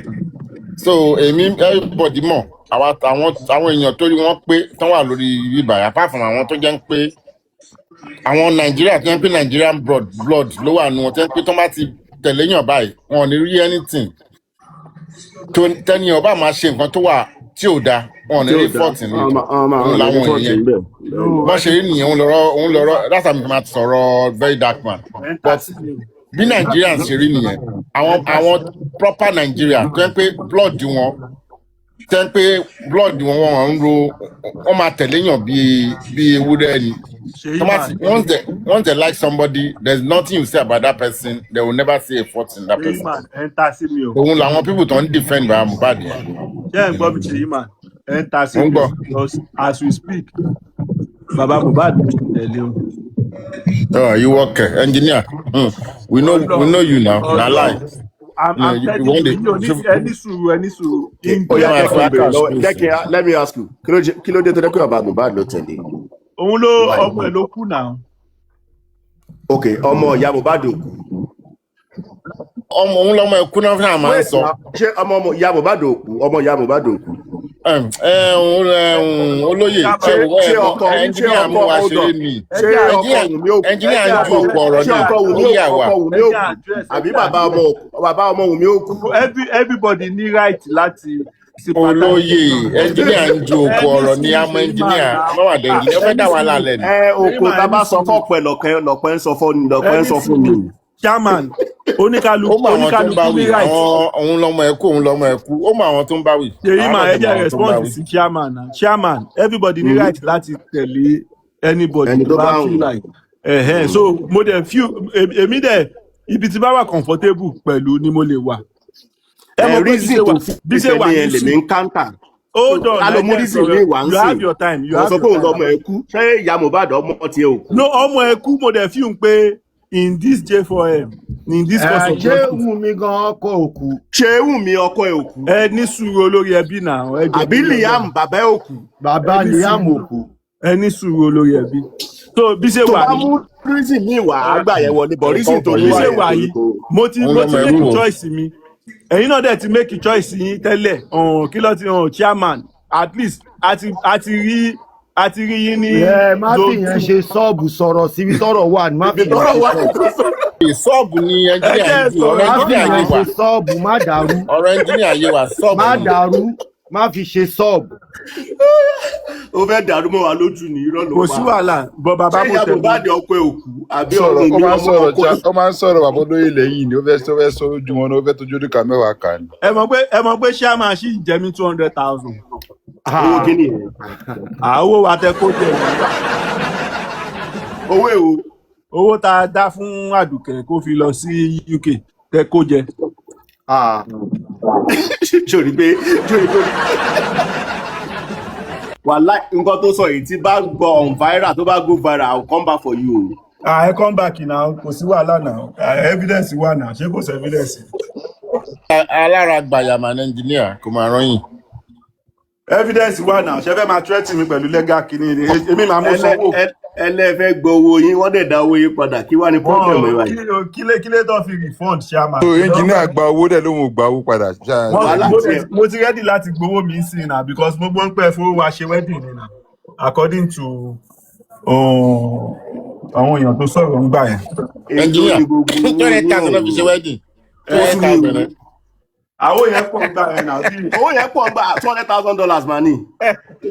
Ó pọ̀ ń gbà yẹn. Dollars. Dollars ni we are talking of dollars. $200,000. Yeah. What kí ni àwọn pé. Wọ́n ti padà Mr. Sheba kò ti padà wọṣẹ́ ọtí bóyin lọ lọ school. Mo ti fẹ́ wọṣẹ́ straight ni o. $200 ti o. $200,000. Yeah. So Mr. Sheyman èyàn ò lè blame anybody on this case o.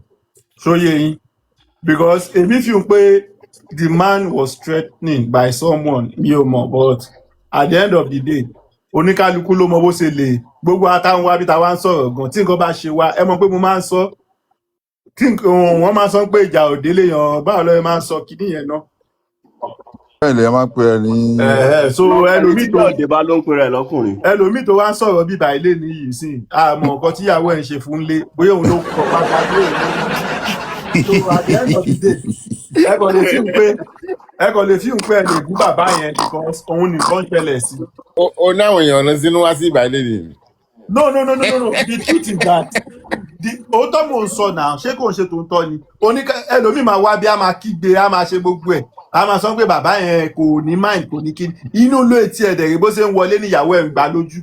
So there are so many things tó ń ṣẹlẹ̀ in our own individual life tó yẹ pé sometimes although. Àwọn ẹlòmíì kẹ̀dẹ̀ ni wọ́n ń fèsì police case wọ́n ṣe gbogbo wọn lè wá sọmọ áfíkọ́ ara wa sọ́ńtà. Ṣé chairman ló ní sọ́ọ̀bù ni tó bá máa ju fún chairman àyẹ̀ tí kò jù náà. Sọ́ọ̀bù ni like I thank you. Engineer mi ò dárúkọ chairman lẹ́bàá ti sọ́ọ̀bù chairman. Because chairman náà engineer ṣé mò ń fèsì police case ni. Ó yà mí lẹ́nu. Mi ò mọ bí tẹ wà ń jẹ́ fún ẹ̀mù yìí because tí ẹjọ́ bá ti tábà ti fẹ́ gba justice ìgbà tí wọ́n sọ pé 98% to justice nígbà yẹn bẹ́ẹ̀ ṣe dàrú nìyẹn tẹ máa lọ everywhere pé bàbá ó lè di bàbá kíní kan ẹ̀yin tẹ́ pé bàbá ló lè gbà yẹn ẹ̀yin lẹ tún lọ bá bàbá l'Àbújá ẹ̀yin lẹ tún fẹ́ parí ìjà pẹ̀lú bàbá pẹ̀lú èèyàn kan so all those things mo ti bẹ̀rẹ̀ sí suspect yìí gan chairman. Listen see me mo ṣe dúró yìí I'm a very liberal free-minded person. Pé mi àti àjọ sọ̀kò síra wa láàárọ̀ gbàgbó ìyẹn ò ní kí n rí ẹ lálẹ́ kí n má ní kájọ mu sí. That's me. Mi ò ń gbé nǹkan sọ́kàn mi ìdẹ̀ ń gbé yọ̀ sáyà. Because nǹkan tẹ̀mí ń rò ju gbogbo kí wọ́n máa gbé nǹkan sórí. No permanent friend, no permanent enemy. No permanent friend, no permanent. I don't do that. Wàláì fún nǹkan tí chairman sọ yìí mo gbé fún chairman. Tèmi nìyẹn. Ní nǹkan tí ojú chairman rí tó wá pè mí ní chairman tí mi kì í ṣe host máa ti sá lọ mí ní dá sọ̀rọ̀ justice. Ọkọ̀ lẹ́tà pé àwọn òṣèmọ́gbà kan. Ẹ ní sùúrù làgàtà ẹ yàtọ̀ sí. Àmọ́yé àwọn tó kọ lẹ́tà pé wọ́n ṣe mọ́ tó yẹ pé wọ́n ń yọ̀ ṣe. Olórí ẹbí ẹ yàtọ̀ sí chairman yìí náà wọ́n chairman benefit gan J4M náà àwọn ọlọ́mọ nǹkan tó wọ́n gbé lọ J4M. Wọ́n benefit tó tọ́ wọ́n benefit wo lẹ̀ benefit ẹ̀ mọ́ ní tẹ́gbà lọ́wọ́ PS ni. gbà lọ́wọ́ PS as in. But etí bóyá PS fún yín dẹ̀ ni àbí whatever. Blogger mà olórí ẹbí lẹ́fídẹ̀nsì tó bá ń sọ̀rọ̀. Tó fún mi. No, PS ò fún mi lówó o. Wọ́n ṣe show PS ṣe show gbà yẹn tó ṣe àríkọ́dì ẹ̀ wà nílẹ̀. Ta ló fún mi lówó ó dọ̀ ó lè jẹ́ kí n ṣe PS tó tọ́ ká má lọ accuse yan wrongly. Ta ló fún mi lówó? Olórí ẹ jèbù ẹ jèbù ẹ má kó bá kí ni. lówó. Engineer ṣe sùúrù náà ọ̀rọ̀ gidi ní Engineer ò dẹ̀ jẹ́ kó sọ̀rọ̀ ó dẹ̀ fẹ́ pé òun má gogo wọn lẹ́nu. Kò sí ẹ̀dá èèyàn kan living or dead lórí JFM anywhere tó fún mi ní owó pé gba omo fún ẹ o. Bọ̀ṣọ́ yá yín lówó. Of course mi ò fi mo yes. Nínú owó àdùkẹ́yìn àbí lọ ti yá yín àbí o. No mama sis mama má dá nǹkan ru engineer. Mi ò dárú nǹkan tá a gbọ́ ni náà. Ṣé ká dáwọ́ sílẹ̀? Engineer báwo ni 10 million chairman báwo ni 10 million ṣe jẹ́? There is no 10 million anywhere under heaven and earth. It does not exist. Chairman tó jẹ́ pé ìbọn fún ara yín bọ́ ta tẹ́ ẹ sọ. Tẹ́ ìbọn fún ara yín bọ́ síta. No, hold on. There is no 10 million naira anywhere. Hello ló wà anywhere. No, hold on. Nǹkan tẹ́ bá bẹ̀rẹ̀ máa fi dá yín lóhùn. There is no 10 million naira anywhere. What was out there was, èmi náà máa fi 10 million sí project Àdùkẹ́ àtàwọn mẹ́ta yẹn like a promise. Like this diamond you want by you. Like a play. This diamond this. Tobago kezi shama masalo. Stop engineer please. Mi ò máa ẹ má jẹ́ ká máa sáwọn kan mi ṣe. No mi like it. Ẹ má jẹ́ ká máa sáwọn. Ẹ sọ pé you see now. No, ṣe sùúrù. Do you know why? Tí wọ́n bá ní opportunity láti set record straight. Ẹ̀jẹ̀ parí ọ̀rọ̀ kan tán, wọ́n ti parí ọ̀rọ̀ 10 million yóò dẹ́ ẹ mọ̀ pé ibi tí kò bá ti sóòótọ́ mi ò láìkẹ́ olórí ẹbí. Ẹ̀dẹ̀ jẹ́ kan sọ̀rọ̀. Okay, what is the òótọ́? No, olórí ẹbí, oya let him talk. What is the òótọ́? Talk. Lizzy Diamond nìkan ló lè sọ òótọ́ bí àtọ́ bá wá sókè. Okay, oya ẹja dúró de Lizzy Diamond nígbà yẹn. Oya èmi ò dúró de Lizzy Diamond èmi dẹ̀ ní host. Oya mò ń gbọ́ yín. So olórí ẹbí, there was no 10 million anywhere. And nobody received 10 million. Nobody. And PS can never say he gave 10 million. Ẹni nǹkan tó wà lẹ́niwẹ̀ ní kí ni ẹ̀yin ẹ ti ibi tẹ́ sọ̀rọ̀ dé tẹ́lẹ̀tẹ́lẹ̀ ni ẹ̀. I think it's 1.6 àbí 1.2 something táwọn èèyàn contribute so far. Nígbà tí Gòbé dẹ̀ ṣẹlẹ̀ tọ́láwọ̀ Bádùkẹ́ ṣe mọ́, they said they wanted their money back and they got their money back. That's all. How many million? Owó kíni 2 point something million owó kíni. Wọ́n ṣe mistake wọ́n ti minus 1 million ó dà pé calculation wọn correct. Ṣé wọ́n lo mú list yẹn dání ni? Kíní accountant wà ní. On testing comment section only no need is 2.9 million. Okay, okay. It's 2.9. So 2.9 to 1 point yàtọ̀. Owó kíni 2.9 yẹn. There was a project then Pẹ̀fẹ́ gbé Àdùkẹ́ travel. Àdùkẹ́ àtàwọn méjì kan bá ṣe wà lórí platform náà la ṣe sọ. Orí Àdùkẹ́ ò gbáre ni because Àdùkẹ́ ti ba ayé èèyàn jẹ́ nítorí ẹ̀ náà ni ò ṣe gba ire nínú justice for Mohbad. Ó ti yé yín nítorí ẹ̀ ni ò ṣe gba ire. Ṣèbó wà lẹ́kọ̀ọ́ sí ṣùgbọ́n ti deport ẹ̀ sẹ́kọ̀ọ́ sí. Èwo ló tún jádùkẹ́? Kò sí lẹ́kọ̀ọ́. Àràbọ̀ ni Ìdúmọ̀tà ló wà. Kò sí lẹ́kọ̀ọ́ ó ti debunk ẹ̀. Kò sí lẹ́kọ̀ọ́. Olórí ẹbí ẹ jẹ́ àpadà sórí ọ̀dọ̀ orí owó yẹn. Jẹ́ mọ̀ pé ìgbà tó máa ń bu yín gbà yẹn pé 70-30 ẹ mọ̀ pé ṣé a máa ṣe ṣòfin yín. Pé olórí ẹbí ṣe ló ń gbowó ń ṣe kinní ó ń bá wọn pín owó tó ń dá lórí platform ẹ̀sẹ̀ yìí. Irọ́ ni. For now. Olórí ẹbí hold on. Ẹ sọ bẹ́ẹ̀ náà rẹ́kọ́dì náà wà nílẹ̀ o. Ó yá lọ mú olórí ẹbí pa láṣẹ pé kó lọ mú rẹ́kọ́dì yẹn wá. Lagata mo mọ̀ kó máa pe làgàtà mo mọ̀ kó máa pe làgàtà. rẹ́kọ́dì tó sọ fún mi lórí fóònù sí làgàtà sórí nǹkan tí ṣe ìfẹ́ sórí nǹkan tí làgàtà sórí nǹkan tí ẹnjìnìá fẹ́ máa ṣe. ọtí jẹ́ ayé jáàmà pé kẹ́ máa wọ wáìnì ẹ wá wọ wáìnì ẹ wá wọ wáìnì.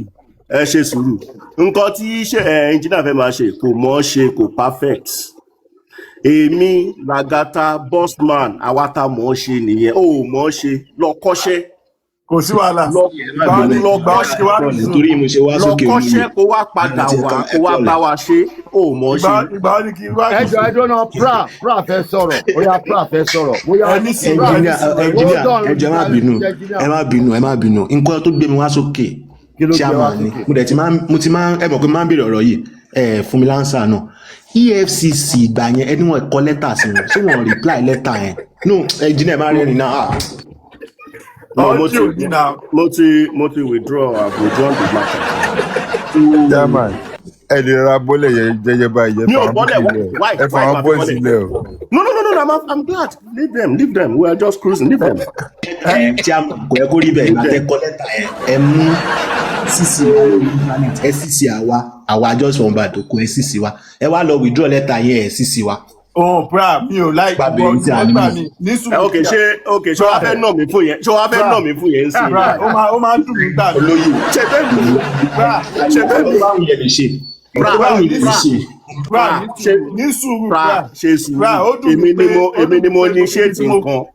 Mo dẹ̀ sọ pé mi ò ṣe mọ́, mo dẹ̀ fà yọ. Kí ni tiẹ̀? Chairman, àìgbọ́ cash out gọ́nu justice yìí o. Mi ò cash out o. Olórí ẹbí ẹjẹ engage pride jọ torí ọ̀nà. Mi ò cash out mi ò gbowó lọ́wọ́ ìyá. 2.8 million. Ẹbí ọ̀dẹ̀ ẹbí lọ́jẹ̀ fara wọn bíbá yìí. 2 million tó jáde yìí. Ṣẹ́tún máa mú mi sọ́wọ́ bíbá. Ní sùúrù mo fẹ́ bèrè nǹkan kọ́ mo fẹ́. Olórí ẹbí iṣẹ́ what?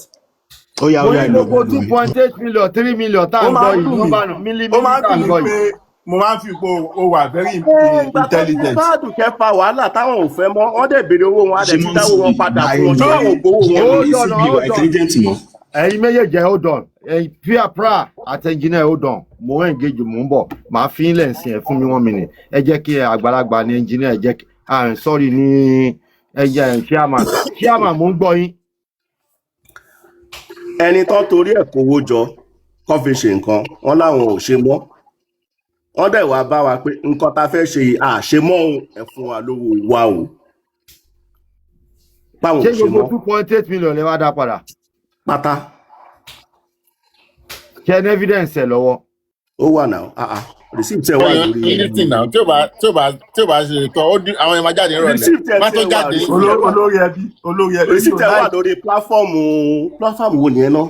Èmi ò láìkì kí mi ò láìkì máa gbọ́ ẹ máa gbọ́ nǹkan mi ò láìkì máa gbọ́ nǹkan tí ẹ pé kò jẹ́ tó ń tọ́ o ṣe gbọ́ nǹkan tí mo sọ kò ń ṣe pé àwọn èèyàn déédéé wá gbowó padà o àwọn èèyàn gbọ́ rúmọ̀ pé ẹ ti náwó yẹn ni o lọ́dún tó ń pé wọ́n máa gbowó yẹn padà àbí ṣé Lizzy Simon ṣé tòótọ́ ni àbí irọ́ ni mo kàn fẹ́ mọ̀ bóyá èmi mo ṣe mistake tí bá ṣe mistake máa apologize.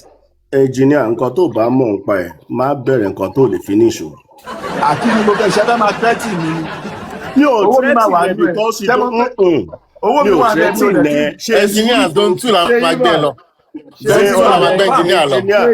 Olórí ẹbí ṣe ti rí kọ̀ọ̀kan lọ́wọ́ engineer o. Engineer ṣàfẹ́ dá wàhálà sí bàbá yìí lọ́rùn. Zone 2 la engineer máa lọ last mi ò parọ́ náà báwo lolórí ẹbí ṣe ṣe báyìí mi ò parọ́ náà. Engineer zone 2 ló máa parí sí eventually zone 2 la máa gbẹ lọ. Ẹ tó jẹ́ èèyàn lówó èmi máa ń competition náà. Ṣáàmà ẹ jẹ́ lọ sọ fún lọ́ọ̀yà yín kó lọ rẹ́ẹ̀dì pẹ́ẹ̀nì ẹ̀ sílẹ̀. Kò ní ìdí kò sẹ́ni tí mo fẹ́ gbé lọ kóòtù gbogbo wọn ọ̀rẹ́ ní gbogbo wa. Ẹ wù. So tí kí lorúkọ. Ó yá ẹ jẹ́ kí pra náà sọ̀rọ̀ pra fẹ́ sọ̀rọ̀ ó yá. Tí crunchy queen ò bá ti lè sọ pé ká ṣe nǹkan kan fún ìwọ̀n náà ti rẹ̀ ni crunchy queen nìkan ibà tí crunchy queen tọ́jọ́ ní ìṣù gbà ẹ̀ ṣe rò pé Mr. Chief Oyinlọ́lá máa gbó wọn padà ní láíláí is a chief you understand tí bá ipò kan ní ìṣù pẹ̀lú crunchy queen gbà ẹ̀ ló fa gbogbo yàrá ẹ̀. Pra mo wá fẹ́ respond sí lọ́rọ̀ tó sọ lẹ́ẹ̀kan ẹ̀ mo máa ń fi ipò wà very intelligent. Dọ́nà kílẹ̀ rí tẹ̀bí sọ bẹ́ẹ̀ kílẹ̀ tẹ̀bí òkúta. ẹni sùúrù olórí ẹbí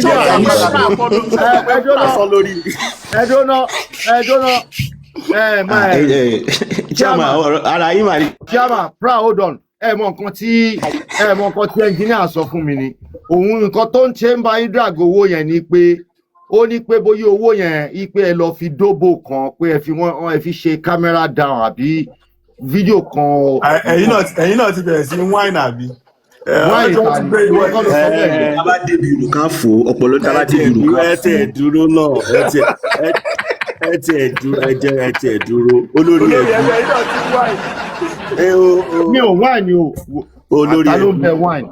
Olórí ẹbí èló lẹ pè náà ṣé 2.9 àbí 2.9 million. ẹ jẹ́ ká round up ká ní 3 million naira. Màá fi change yòókù kún.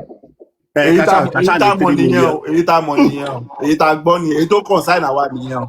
Àti ìmọ̀ èyí tó consign ní iná kakọ̀ sí yìí o. Iná kakọ̀ sọ̀mà tó bá ó yẹ kó mọ̀ pé ẹnu mi ò kí ń dúró lórí platform. Jẹ́ kó sọ̀rọ̀, wọ́n fẹ́ dìbọ́ǹkì owó pé oníwọ̀n lọ fowó dóbò. Wọ́n lọ fowó dóbò gan, wọ́n fi wò ni, wọ́n wò ni. Mo fi wò. Ẹ̀gbọ́n, èmi máa sùn yín o. Ibi tẹ́dẹ̀ ń lọ yẹn, mo wà ṣọ́n pé ibi tẹ́ ń sọ̀rọ̀ sí yẹn, ẹ mọ̀ pé ọmọ yẹn ó máa ń fi tápò gbéyàn nǹkan tó gbẹ́ lómi dé Naija dé ní. má jẹ́ ká lọ síbẹ̀. Ẹ jẹ́ àsọ̀rọ̀ síbi tọ́rọ̀ wà náà, ṣe bí olórí ẹbí sọ̀rọ̀, ṣé mi mo sọ̀rọ̀ ni. Ṣé olórí ẹbí dárúkọ èèyàn kan sì ni? Èmi náà dárúkọ èèyàn kan ṣe ń já báyìí. Ṣé mo dákọ̀ ọ̀yàn ni? Ṣé olórí ẹbí dárúkọ èèyàn ni? Má kó wà láti mi lọ́rùn irú ẹtí bí àwọn lélẹ̀. Olórí ẹbí ẹ má gbé bọ́dì sí wáìnì yìí o. Ṣé olórí ẹbí dárúkọ èèyàn kan sì ni Nàìjíríà? Olórí ẹbí eléyìí ju Manchester lọ, ọ̀wọ́ eléyìí wọ́n máa mú wá láti Nàìjíríà ni pẹ̀lú seal yóò yé yín. Nàìjíríà olórí ẹbí má dá lóhùn, ṣé tó bá lọ club o kì í wògùn ní club ni. Ẹ má dáhùn. Ó ní sanwó gate fee kó tó wọnú club. Yẹn bá fẹ́ wò bò àìmọye òbò nínú klọ́ọ̀bù tó máa wò tó máa sanwó kó tó wọlé. Ó dà pé ṣé ẹ wá fẹ́ sọ pé ẹ sanwó ìtẹ̀ wò ni.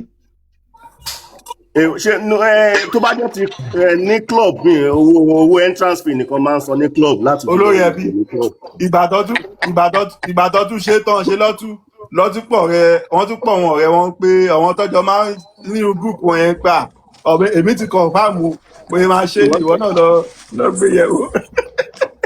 Ó ti o ẹnjìníà. Ọ̀dájú èèyàn ni. Ẹnjìníà ẹ má. Ọ̀dájú èèyàn ni chief chairman ọ̀dájú ni. Tó bá sọ̀rọ̀ kọ́rọ̀ sàárà ni. Wọ́n lè ṣe máa máa fi ṣẹ̀dẹ̀ ń wòyàn báyìí. Ṣẹ̀dẹ̀ sàárà ni. Tó bá gbogbo.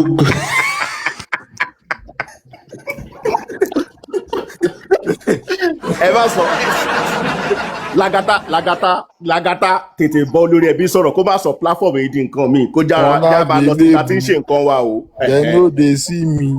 Àmọ́ láàbì lóbi. Mi ò bá yín sí ń bẹ̀ o. Olórí ẹbí bájọ bá platform yìí jẹ o. Bájọ bá platform yìí jẹ. Olórí ẹbí ó dàgbà ó dàgbà. But chairman ẹ̀yin náà ẹ wà lára àwọn ẹ̀yẹ kí Bukky ṣe drag mi gbà yẹn. Nígbà tọ́rọ̀ EFCC ẹni sùúrù ẹyẹ ń ṣàlàyé fún yín. Nígbà tọ́rọ̀ EFCC ṣẹlẹ̀ ń gbà yẹn lọ́nà ẹ̀fẹ̀ lọ gbé bàbá. Ìgbà yẹn kẹ̀dẹ̀rẹ̀ I was previously Baba supporter. Okay. So pàtó mo wá gbọ́ lẹ́nu chief CEO yín pé ó fẹ́ gbé bàbá pọ̀ transfer owó kan láti àkáǹtì kan. Èyí bá wò pé àwọn màlẹ̀ kí bàbá yìí bàbá tọ́mọ ẹ̀ kú.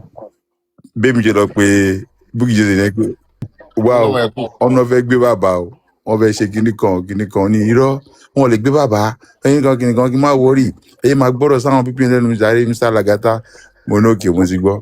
Nígbà tára bóyá ẹ̀rẹ̀ máa bẹ̀rẹ̀ wọ́n lè mi sọ pé bàbá transfer owó lákàtà kọjá kọrí so tẹ́yìn ò bá gbèrò EFCC jáde gbà ẹ̀ wọ́n ní sára wọ́n á jílé lórí wọ́n á ní wàá gbọ́ ó dàn engineer wàá gbọ́ ṣé mo bọ̀bọ̀ kan báyìí ó súnmọ́ bàbá báyìí ó má bá bàbá Mohbad sọ̀rọ̀ ó má bá mú ìwà náà sọ̀rọ̀ màmá dárúkọ ẹ next week ẹ má wọrí má gbé débẹ̀ next week. Bọ́lá Gata Lagata ọmú mi ṣé Gúrẹ́sì ti gba tírọ́ọ̀kì ńgbà yẹn àbí kò tí gbà.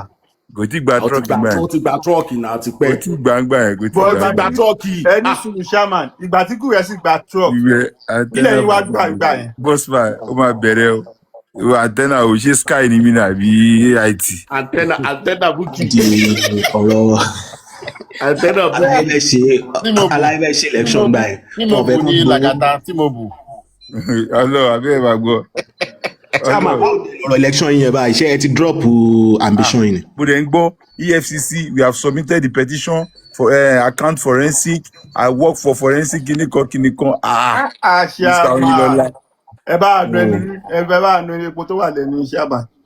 àní ẹ̀rù wá bà mí pé àwọn ọmọ gbọ́dọ̀ gbé bàbá kẹ́ ẹ̀ bí ẹ sáré lọ pé mítìnì ẹ gbọ́ bàbá kí ló ṣẹlẹ̀ jẹ́ transfer owó ni kí ló ṣẹlẹ̀ ọ̀nà fẹ́ fi EFCC gbé yín bí ẹ lọ pé blogger àwọn gbà ẹ̀ nìyẹn gbé ẹ gbọ́ kí ló ṣẹlẹ̀ ọ̀nà fẹ́ gbé bàbá ọmọ mo gọ̀ gbọ́ ọ ní Lagata ní bàbá transfer 35 million mo gbé kí la gbé kílẹ̀ jù wọn náà wọn evidence lọ́wọ́ wọn ní tó bá wà bí ẹni kó gùnkè mo dẹ̀ type profusely àmì ẹ̀ o bring me up àmì ẹ̀ o owó bá Lagata sọ̀rọ̀ rí owó mọ́ Lagata rí kò powó rí èmi tí mo gbọ́ bọ́ jẹ́. chairman tó ń bá sọ̀rọ̀ ó dàgbọ́ ti pe chairman kọ́ bọ́lẹ̀ o.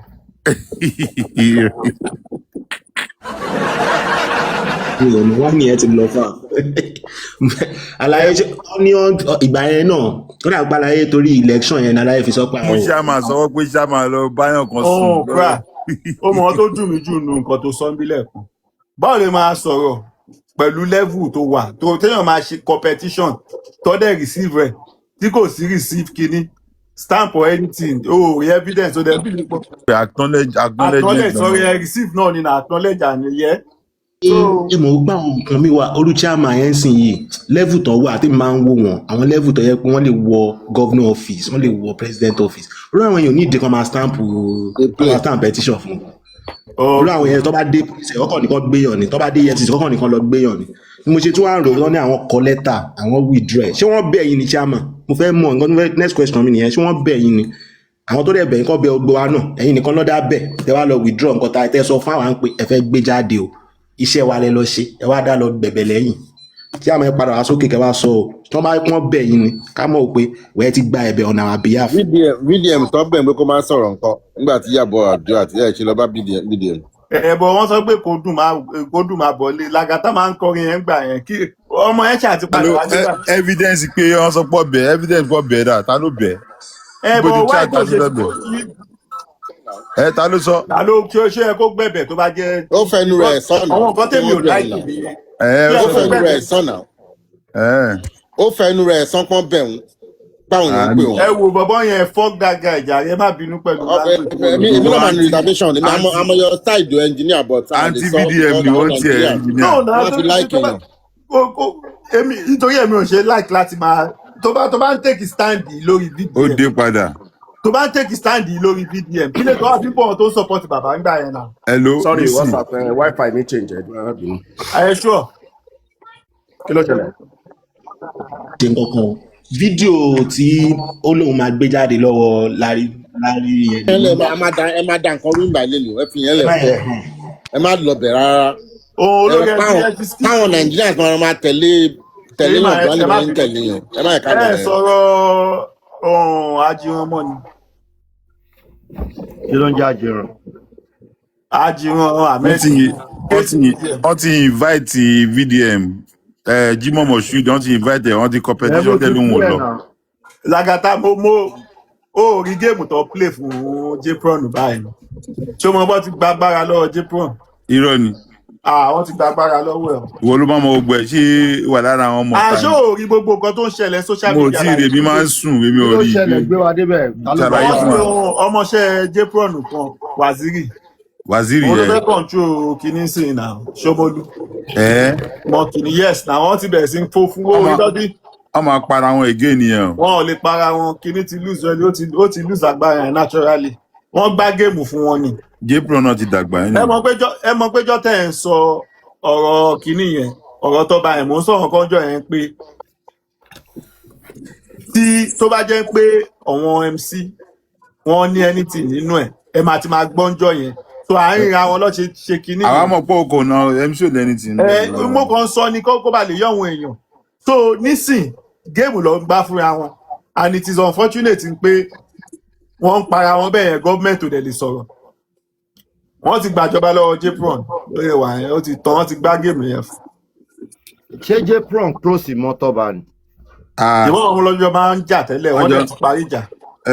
wọ́n ṣe parí ẹ̀ ni. wọ́n ti parí ìjà but wọ́n dẹ̀ wá ń gbé tape wọ́n ń gbé gbogbo nǹkan tí géèmù tó gbá fún jpron ni pé ó lọ bá Sego ó sọ fún èèyàn ṣe é kú ẹ wá sọ pé ó lọ bá Sego pé ó fẹ́ gbà pé tọ́ba fẹ́ jẹ kí ló ti ń pè. ṣé chairman fẹ́ dáfà ni kí lélẹ̀. ní olè ọbẹ̀ fi déètì kí nìyẹn wà ní. wo iṣẹ́ burúkú kan tí mo ti fẹ́ lọ ṣe o ṣé o ti rí. ẹ gbàgbé jàre gbogbo ilé kò jẹ́ wá mọ́ ẹ gbàgbé ẹkọ èlò ní táìpìsì èlò lẹ máa fi print ní business center. ìjà àgùkọ tó fẹ́ sọ engineer calm down. but team leader ní bàbá. iṣẹ́ burúkú kan mo tún fẹ́ lọ ṣe yẹn o. iṣẹ́ burúkú oṣù lélẹ̀ ẹgbẹ́ adébẹ̀. ṣé o ti rí. a rí. àmọ́ ò ní rí.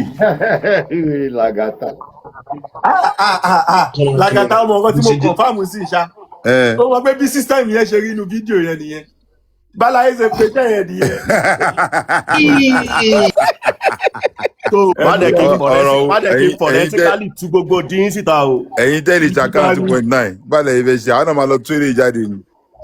a máa gba ọgbẹ́ tí mo wọ yín team leader lásán ni. àwọn náà máa tó èrè náà jáde chairman.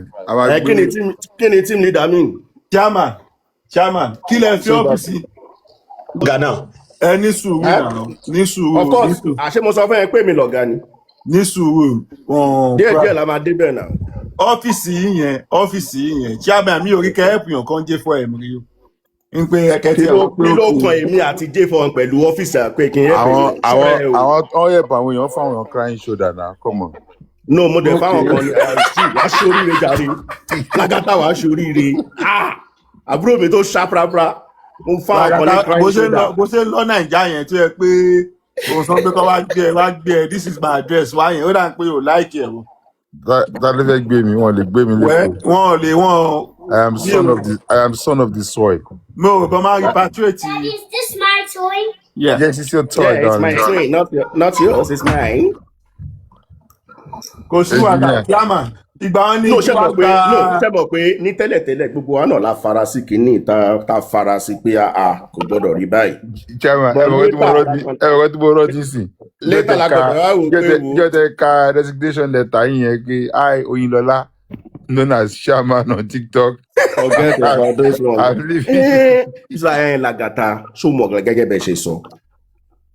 Ká ní mo mọ̀ pé bí nǹkan ṣe máa ń work lórí TikTok rẹ̀. Ẹ ní kọ lẹ́tà yẹn bí. Mi ì tí ẹ̀ ní gbé gẹ̀ẹ́sì tó yìí. Lagata tó tún wọn ti jọ́ tèmi náà rántí. Ìjọ ìlú rántí. Ìjọ àyà mi ká yẹn. Ṣé ìfàyà ni wọ́n náà wọ́n ní gbé gẹ̀ẹ́sì. Ìjọ àyà mi ká yẹn tí chairman dẹ́n dídá nǹkan tó ṣẹlẹ̀. Kí ló ṣẹlẹ̀? Tó wáyà kí chairman dé báyìí mi ò fẹ́ sọ̀rọ̀ ni o. Mi ò fẹ́ sọ̀rọ̀ tó bá sọ̀rọ̀ máa ṣépè fún ẹ sọ̀rọ̀. Mi ò fẹ́ sọ̀rọ̀ ni o. Ẹ̀bùkọ́ tí mo ti rántí. Tó bá sọ̀rọ̀ máa ṣe ìpè fún ẹ. Chairman lọ gbá fọṣẹ jáde ìjọ kan àfọṣẹ. No sílọ engineer tó bá sọ̀rọ̀ wàláì máa bẹ́gi fún ẹ ní àárọ̀ yìí. Báyìí ni ẹ má ṣe ẹ. Sẹ́mẹ́tẹ̀ ń bá sọ̀rọ̀ ṣá. Àní mo fẹ́ kó sọ̀rọ̀. Tẹ́mẹ́tẹ̀ ń bá sọ̀rọ̀ ṣá ọmọ òkè kó mà ní mi. Ọmọ òkè kó mà ní mi. Bàbá ẹnjìníà ló ẹ̀dì òkègbò ní Ìbọ̀wọ̀n. Ìbọ̀wọ̀n nílẹ̀ lẹ́ńbẹ̀ yẹn ní dísúwètò. Ẹni kéré Bọ̀wọ̀n. Ọmọ nílò àfọ̀ṣẹ́. Ìbọ̀wọ̀n dísúwètò ní Ìbọ̀wọ̀n lóòótọ́ dísúwètò ní. Ìbọ̀wọ̀n tí gbogbo ilé wà ní Ìbọ̀wọ̀n pé 20. Ó ju 20 lọ ó ti di 24 ó ti di 24. Ó ti di 24. Wọ́n fọmọ rẹ̀ bọ́ rẹ̀ o engineer. Wo ṣọ́ra rẹ̀ o. Chairman wọ́n fọmọ rẹ̀ bọ́ rẹ̀ o. Brother mi tiẹ̀ ní chairman. Ṣọ́ra rẹ̀ o. Ẹ wá ojú tó anybody gbọ́dọ̀ sọ̀rọ̀ sí chairman. Ìbá mi fọwọ́ wọnú ọmọ ẹ̀rọ wa. Máwo bẹ̀. ìyanu àṣẹlẹ̀ ẹ̀gbọ́n mi. Tama ṣíkò ẹ̀yin ọmọ yé mi ẹ máa jayé wọn ẹ máa jayé wọn kẹ máa kúrú sí mi ṣe wọ̀. Chama ṣíkẹ́ yìí nù ẹ̀yìn nù. Àyà mi gbàgbá. But Chama, Chama, ọ̀rọ̀ tí engineer fẹ́ sọ lẹ́ẹ̀kan yẹn ẹ mọ̀ kó kàn gbé mi ni aláyé kan gbọ́rọ̀ yẹn mi ni o ọ̀rọ̀ yẹn bẹ̀rẹ̀ tó. alẹ́ mi fẹ́ kó sọ pé mo sọ pé. wá brother mi ní chairman nísìn mo ṣe ẹ̀wọ̀n ni. engineer ó mọ nǹkan tí mo rántí sìn ta ló mú ẹmu àti tó jẹ́ ukọ́ bí ẹmu tó dẹ̀ yóò tó sùn sórí ìdókòwò. ṣé o gbé gidi yẹn sórí tó yọ sórí Lagata on the 25th of July kíní yẹn yọ sórí timeline mi. bẹ́ẹ̀ni 2025 ó yọ sórí timeline mi mo ṣe wá rí picture yẹn. no 1 year after nìyẹn na. mo kàn rẹ́rìn ni pé 2024 gbọ́dọ̀ ló ṣẹlẹ̀ na. 25 okay 2025 24 ló kọ́lá pé 25. Lagata chairman náà gbádùn gan jẹ́ fọ́ ẹ̀ mu. gbogbo bàtà máa ń ṣe ṣòro. ọ̀nà sàbújá wọn mí ti celebrity ya Mohbad kí ló ti gbádùn ọ̀rọ̀ tó gbádùn. ẹ̀kọ́ tó mí ti ya Mohbad nǹkan ṣe bí nǹkan lọ sí kú. no mi ò mí ti ya Mohbad mo rí lọ́ọ̀kan ni. mí tí wọn náà nìyẹn ṣáàfojú rí wọn. èmi ò mí ti ya Mohbad rí náà ẹ̀yin ti mí celebrity rí nìyẹn náà.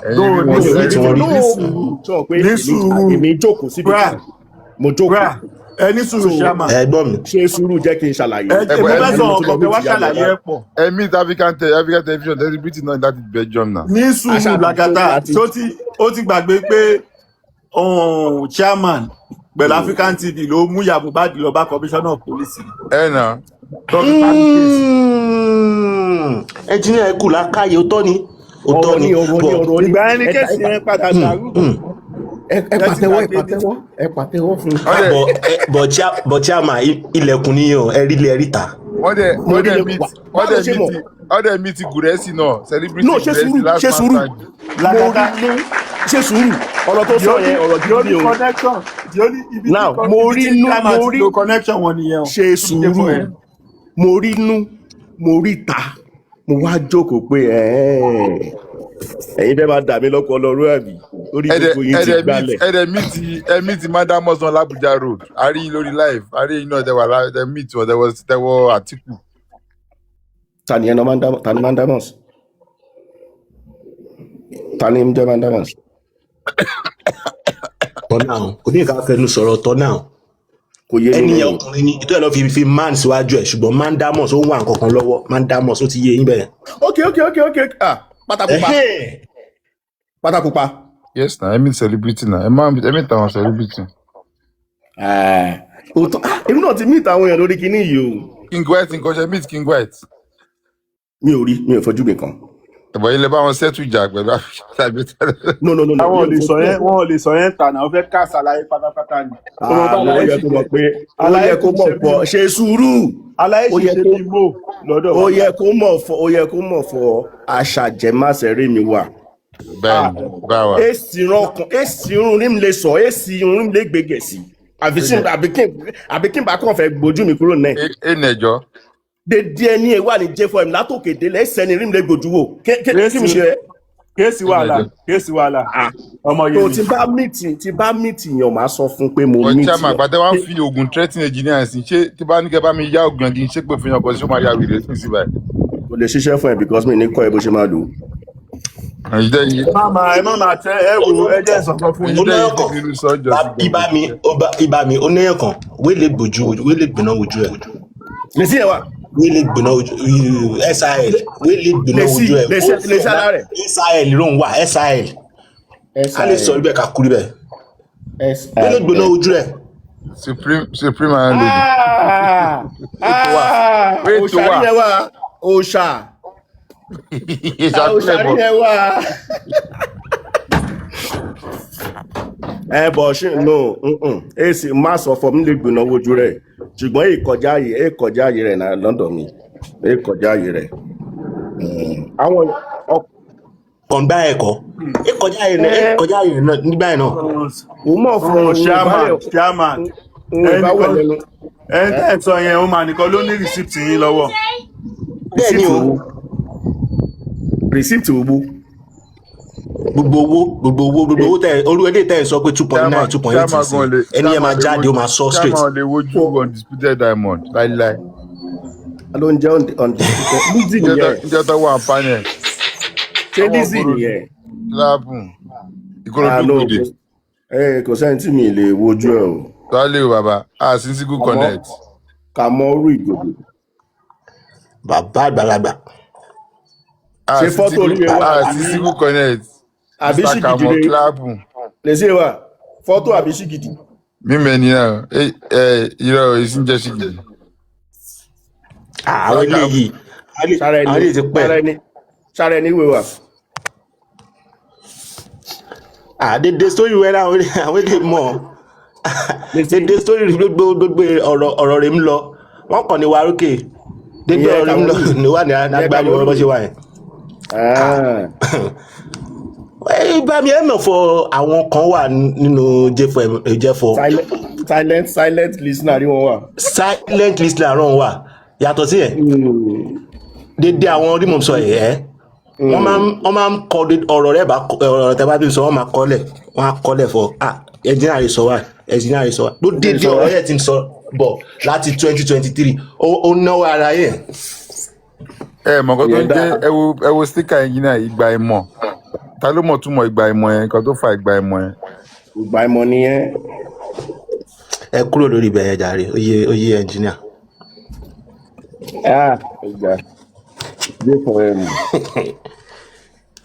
Ẹnjìníà ṣe mọ̀ pé kíní mẹ́sẹ̀gì yóò jọ mẹ́sẹ̀gì tèmi àti yín kọ̀ṣá.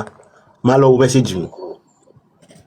Ẹnirẹ́ bá náyà, ẹ lè tẹ̀rí. Ẹ lè gbé gẹ̀ẹ́sì. Kó o gbé gẹ̀ẹ́sì ṣígẹ̀ ṣó máa fọ́. Ṣó máa fọ́ pẹ̀rẹ́pẹ̀rẹ́.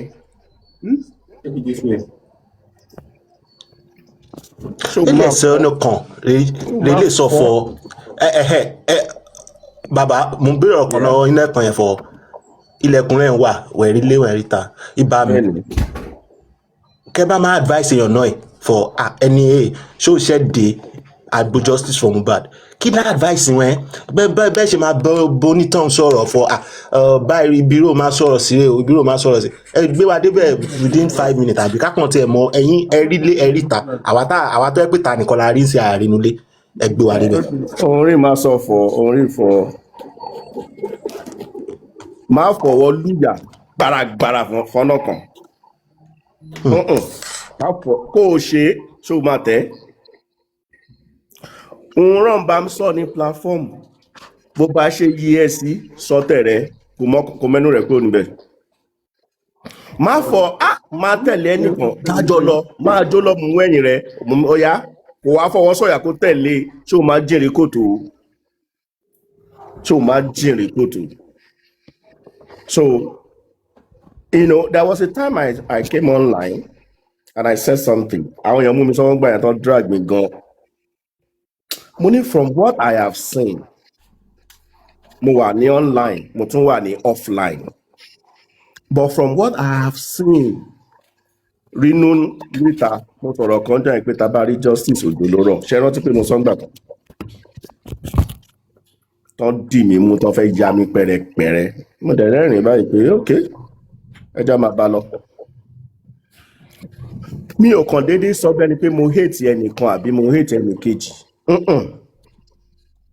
Nítorí pé mo rí nǹkan tó ń ṣẹlẹ̀ online mo dẹ̀ ti rí nǹkan tó ń ṣẹlẹ̀ offline 2 of them parallel line ẹ̀wọ̀n ọ̀rọ̀ ń fọ́ ni wọ́n ń pè ní parallel line science kàn bá fọ́nrán kan parallel line èlé nẹ convergence láyéláyé èlé nẹ òun rèé mi ṣẹlẹ̀ àwa lẹ́nu rẹ̀ ṣùgbọ́n ọba mi òkè adákẹ́dájọ́ òṣì jẹ̀búrí mi forí bọ́ òun nìkan rí lè ṣe é rí màá ní human intervention nínú òun nìkan bọ̀ká bá fọ́tà wá dédé àwa jákújákúra wà online àti offline ká ń pariwo rè òfin ọjọ́ kejì ọjà òun rí mi péré yẹn bí mi ṣe rí rè yẹn o so kò bá máa sọ̀rọ̀ plainly Don't mind being concern. Just free your mind. Say your say and enjoy yourself. That's all.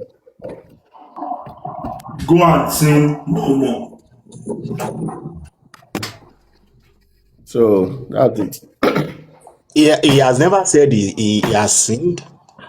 So saying he should go and sin no more, I don't think is right, engineer. Yeah. Pé èyí tí mo mọ̀ pé brother mi ni chairman àjọ wà báyìí tí chairman ni mi ò anybody máa dúró sẹ́yìn àlàyé mi ni o. Chairman àjọ wà ń sìn ni o. Àjọ wà ní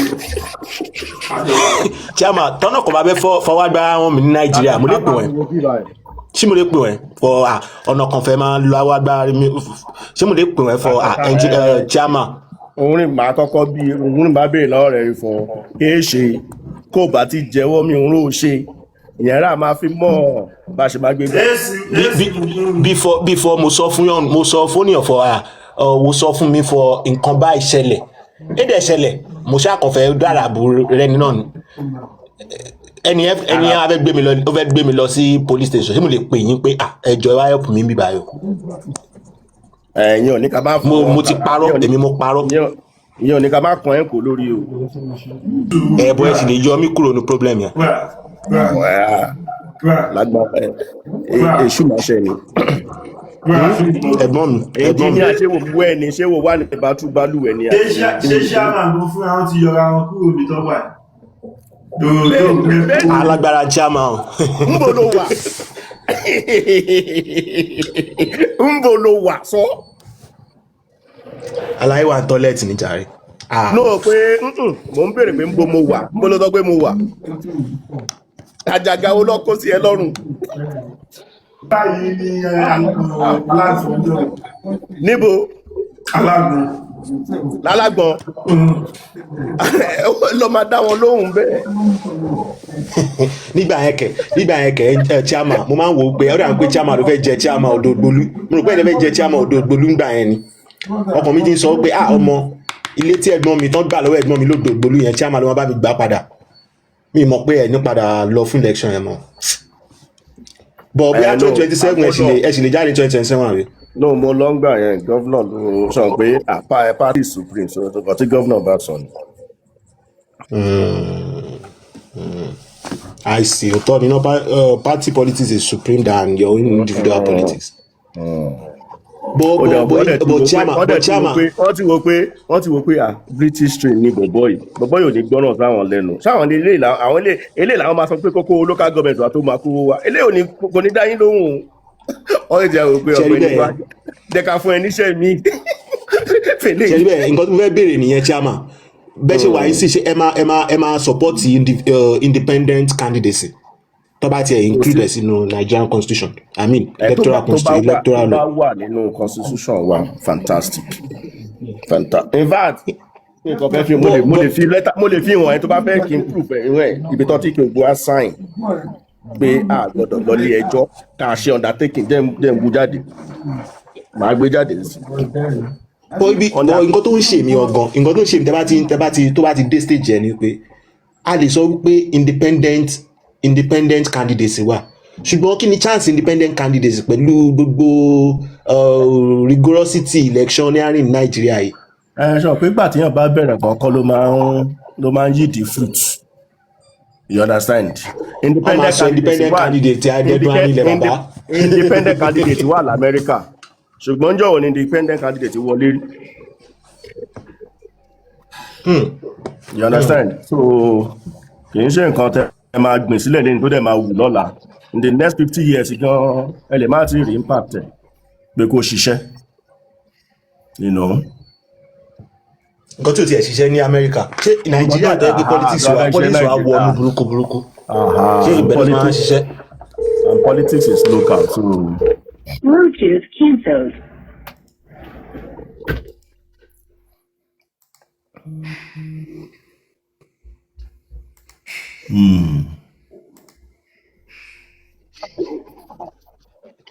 At least èmi ti mọ̀ yín sí as a politician tẹ́ bá di chairman council abẹ́niwẹ̀ abẹ́ni political position ó ṣọ́ fún mi pé Orulagata, at least àwọn ẹ̀ máa jẹ́ 1 or 2 things lọ́dọ̀ yín náà. Orú àwọn engineer ẹ máa fún wọn orú olórí ẹbí at least ojú tó ti rí mọ́ni kò ní lóhùn mọ́ni mọ́nà. Ẹ sọ pé most of them tó bá wá bá ẹ pàdé wọn ò ní sọ fún ẹ pé èmi lè engineer lórí TikTok wọn máa sọ orí name wọn ní sọ onímọ̀ pé òun lè engineer. Engineer máa dárúkọ ẹ mọ̀ pé engineer máa fẹ́ mú yín sọ wọ́n pé àtẹ́bà ṣe kíní yìí àwọn kankan wà lọ́wọ́ ohun tó ń lọ máa fẹ́ bí star. Olórí ẹbí àwọn fáǹsì tó bá jọmọ Ìjẹ̀bú náà kọ́ náà máa pè wọlé náà àti gba platform fún yín lọ́wọ́ báyìí. Ṣèbíjọ́ kan mo wà pẹ̀lú àwọn frontline na J4M ó jókòó báyìí mo dẹ̀ ti rí i pé ó wà lórí ìjókòó èmi ti rí online mo wá drive gbàbẹ̀ kọjá mo wá dúró mo dẹ̀ park mo wá dúró sí lẹ́gbẹ̀ẹ́ báyìí mo ń wo ràn náà dẹ̀ ń wò mí kò dẹ̀ mọ̀ mí kò dá mi mọ̀ kó dẹ̀ bá dẹ̀ fẹ́ ṣe wèrè fún bọ́bọ́ yìí sí máa yé ṣe wèrè nìyẹn o tí mo fi dúró síbẹ̀ máa fẹ́ lò tó 15 minutes ó kàn ń wò mí ràn báyìí náà èmi náà dẹ̀ ń wò ràn kò tiẹ̀ dá mi mọ̀ láti fi síbẹ̀ mo ní pẹ̀lú bí ojú mi ṣe wà ń tàbẹ́ ti ṣe drag mi tó he couldn't recognize me mo kàn rò pé ẹ ṣáàjà máa ṣe dáadáa mo wá tàpù ẹ pé arákùnrin àwọ̀ yìí ìrora sa ọ ọpẹlẹ sà ọkàn ní ìmojú yìí o mo ní ó mojú yìí ní ìmojú yìí o mo wá dárúkọ ara mi bàbá ẹ̀ka ló bá ṣàdọ̀bálẹ̀ sí ẹ̀rásà ẹ̀pẹ̀lẹ̀ ọ̀dà wọn kàn ní iṣẹ́ ẹ̀dùn sí ẹni mo rí ẹ náà mo kàn ṣe ẹ̀dùn sí ẹni mo dẹ̀ ṣe lọ́n tèmi nìyẹn wọ́n á wò pé yìí sí náà wọ́n á bá mi lábẹ́ tẹ̀ mí báyìí sí bá máa ṣá ẹmọ gá ló ń sìn mo ṣe máa ṣá ẹmọ gá lórí yẹn tó dẹ̀ ní mo tó ṣe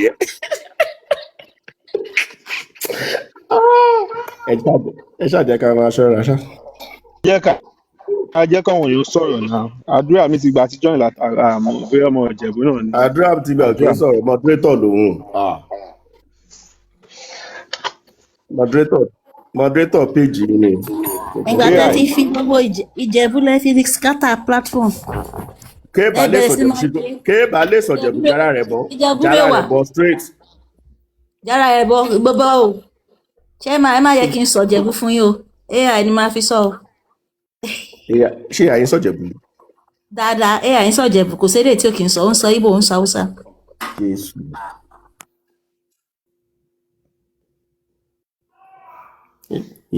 ìyẹn burú níyẹn. ta ló lo ẹni kí lélẹ̀ Ọlọ́run mọ̀. engineer chairman sọ̀rọ̀ kan sìn ó ní project kan tí mo fẹ́ sọ mí báyìí tí mo dẹ̀ fẹ́ kọ́ ẹ pé tá bá rí àwọn tó jẹ́ pé wọ́n mọ̀ nípa computer engineering and all those stuffs wọ́n máa lè help but then project yẹn ni pé àdúrà mi ti gbà there is a mistake in that thing AI ò mọ èdè wa o and there is a huge gap between English language and using our own language with AI. ẹ sà bọ́yá ẹ lè kọ́ Yorùbá ó lè sọ. ó lè kọ́ ẹ lè sọ Yorùbá sí AI kó gbọ́ ẹ lè sọ Yorùbá sí AI kó gbọ́. But ó lè pick ẹ̀ náà ó lè pick ẹ̀ náà because everything máa ní footprint lórí kíní náà. ọmọ aláti kọ program yẹn ni. àwọn ọ̀rọ̀ tá à ń sọ ọmọ tó máa ń kọ́. ṣé wàá wo nǹkan tí mo rò ń gbà yẹn ni pé tẹ bá rántí ẹ wo orú app Uber Eats níbí báyìí ẹ máa watch pé gbogbo àwọn Uber Eats àwọn shops wọ́n lọ partner pẹ̀lú Uber right tẹ bá watch ní Nigeria we also need a market space online like an app that is a market space but fún àwọn ìyá tó wà ní ọjà Gbági ọjà Òjé tí wọ́n gbọ́ English báwo ló fẹ́ lo AI we need to bridge that gap yẹn wà lẹ́sìn yìí although it's a lot of money tó jẹ́ pé data we need data to train AI and all that but àwọn olówó olúwa yẹn kàn ti borí sí gbogbo kínní Igbo wà Hausa wà Yorùbá wà those are things that they should have inculcated into that AI learning by now ó yẹ kí àwọn náà ti ní AI tó lè kọ́ àwọn ọmọ wa ní Yorùbá tó lè respond padà ní Yorùbá. Especially tó lè kọ́ wọn Yorùbá tọ́jọ́ máa sọ̀rọ̀. So visionary leaders tó yẹ pé wọ́n wo prospect àwọn new kìíní tó bá wo society wa ń sìn people are dreaming to be like the likes of MC. Àwọn èèyàn ń wò pé ẹlòmíì gan kò ní wò pé náà ẹlòmíì máa wò pé tóun bá bímọ òun lè filẹ̀ náà ìjọ kan ó lè wonder bridge ìjọ kan ó lè di billionaire àbí MC, you know, all those things. They've seen those practical example of people tó yẹ pé maybe family wọn neglect, you know, kò sí, we don't really invest in human capacity, so that has really messed up with our society. tó bá wo nǹkan tó ń ṣẹlẹ̀ yìí sìn prior normal education tó yẹ pé kọ́wọ̀n èèyàn ní in terms of secondary school minimum o get.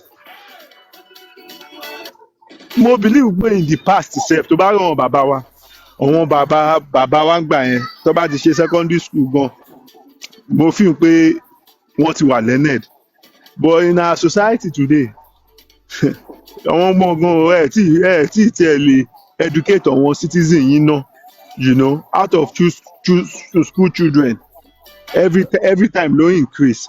So ìyẹn tí lè face yẹn. Do you think they will be able to propose something like AI training and all that? Go from that perspective. Ẹ̀rí nǹkan tèmi ti ẹ̀rọ ẹ má bínú Nàìjíríà nǹkan tí mo rò gbà yẹn ni pé tí àwọn tó bá jẹ́ business people, business minded people tán lówó tí wọ́n bá fẹ́ ṣe kíní ó easy ni àwọn ló máa padà gain ẹ̀. Ṣe rí ibi tó ti máa gain ẹ̀ ni pé Google gan fún rẹ̀ Google tó ní biggest influence Google gan ó yẹra fún àárín yẹn because it will now be indigenous. Àwa tó jẹ́ Nigerians ló yẹ ká ṣe káwá ta data yẹn padà fún Google. Ẹ má gbàgbé pé Google máa ní the data tá a bá train ní Yorùbá. Now ìgbà tí mò ń bá àwọn èèyàn sọ̀rọ̀ kí nìyí ẹ mọ̀ people were criticizing it, people, and I like people that are around me, they criticize just to make it better. People were like ní sùúrù kí ni iṣẹ́ kíní gangan tá a bá invest £1 million sínú kíní sí kí ni gain ẹni tó bá invest £1 million. Mo ní yes gain ẹ̀ nìyí gain ẹ̀ ní pé owó yẹn ò ní kọ́kọ́ wá, all you need is to open like OLX, like one market place tó jẹ́ internet market place. A máa employ àwọn tó jẹ́ wípé wọ́n lè bí àwọn ọmọ tó ẹ̀ṣẹ̀ parí university and co tó máa jẹ́ agent yìí ló máa lọ sínú àwọn ọjà lẹ́gbẹ̀ẹ́ àwọn ìyá yìí tó máa gbé rẹ́kọ́dà lẹ́gbẹ̀ẹ́ àwọn ìyá yìí bí àyẹn ṣe ń transact tó ń ṣe everything bó jẹ́ 40 or 50 minutes data lárí lára ìyá yẹn ó ti record ẹ̀ a máa lọ fi train AI. Just imagine that across like 2,000 market women that speak different languages. Ṣé mo pé owó lẹ́ni ẹ̀ máa ná ṣùgbọ́n ẹ imagine data yẹn later Google máa wá data yẹn lọ́wọ́ ẹni yẹn ni. So anybody, mo feel pé it's an idea that I bought, but I think it's an idea that is bigger than me. Do you understand? So it's an idea that if people hear it, if anyone go listen, people have to pull resources together to work this thing. It is a good news. Àbí báwo ni Peggy ṣe máa ń sọ? Continue. 6 months show. Happy new month. Fra, this is what I can tell you, If you've got that idea, and you have done your concept paper and everything, I can give you a link of people that are into that industry set up by the government that will look into your concept paper, and if it is something doable and in that line, I can promise that you will see a success to it.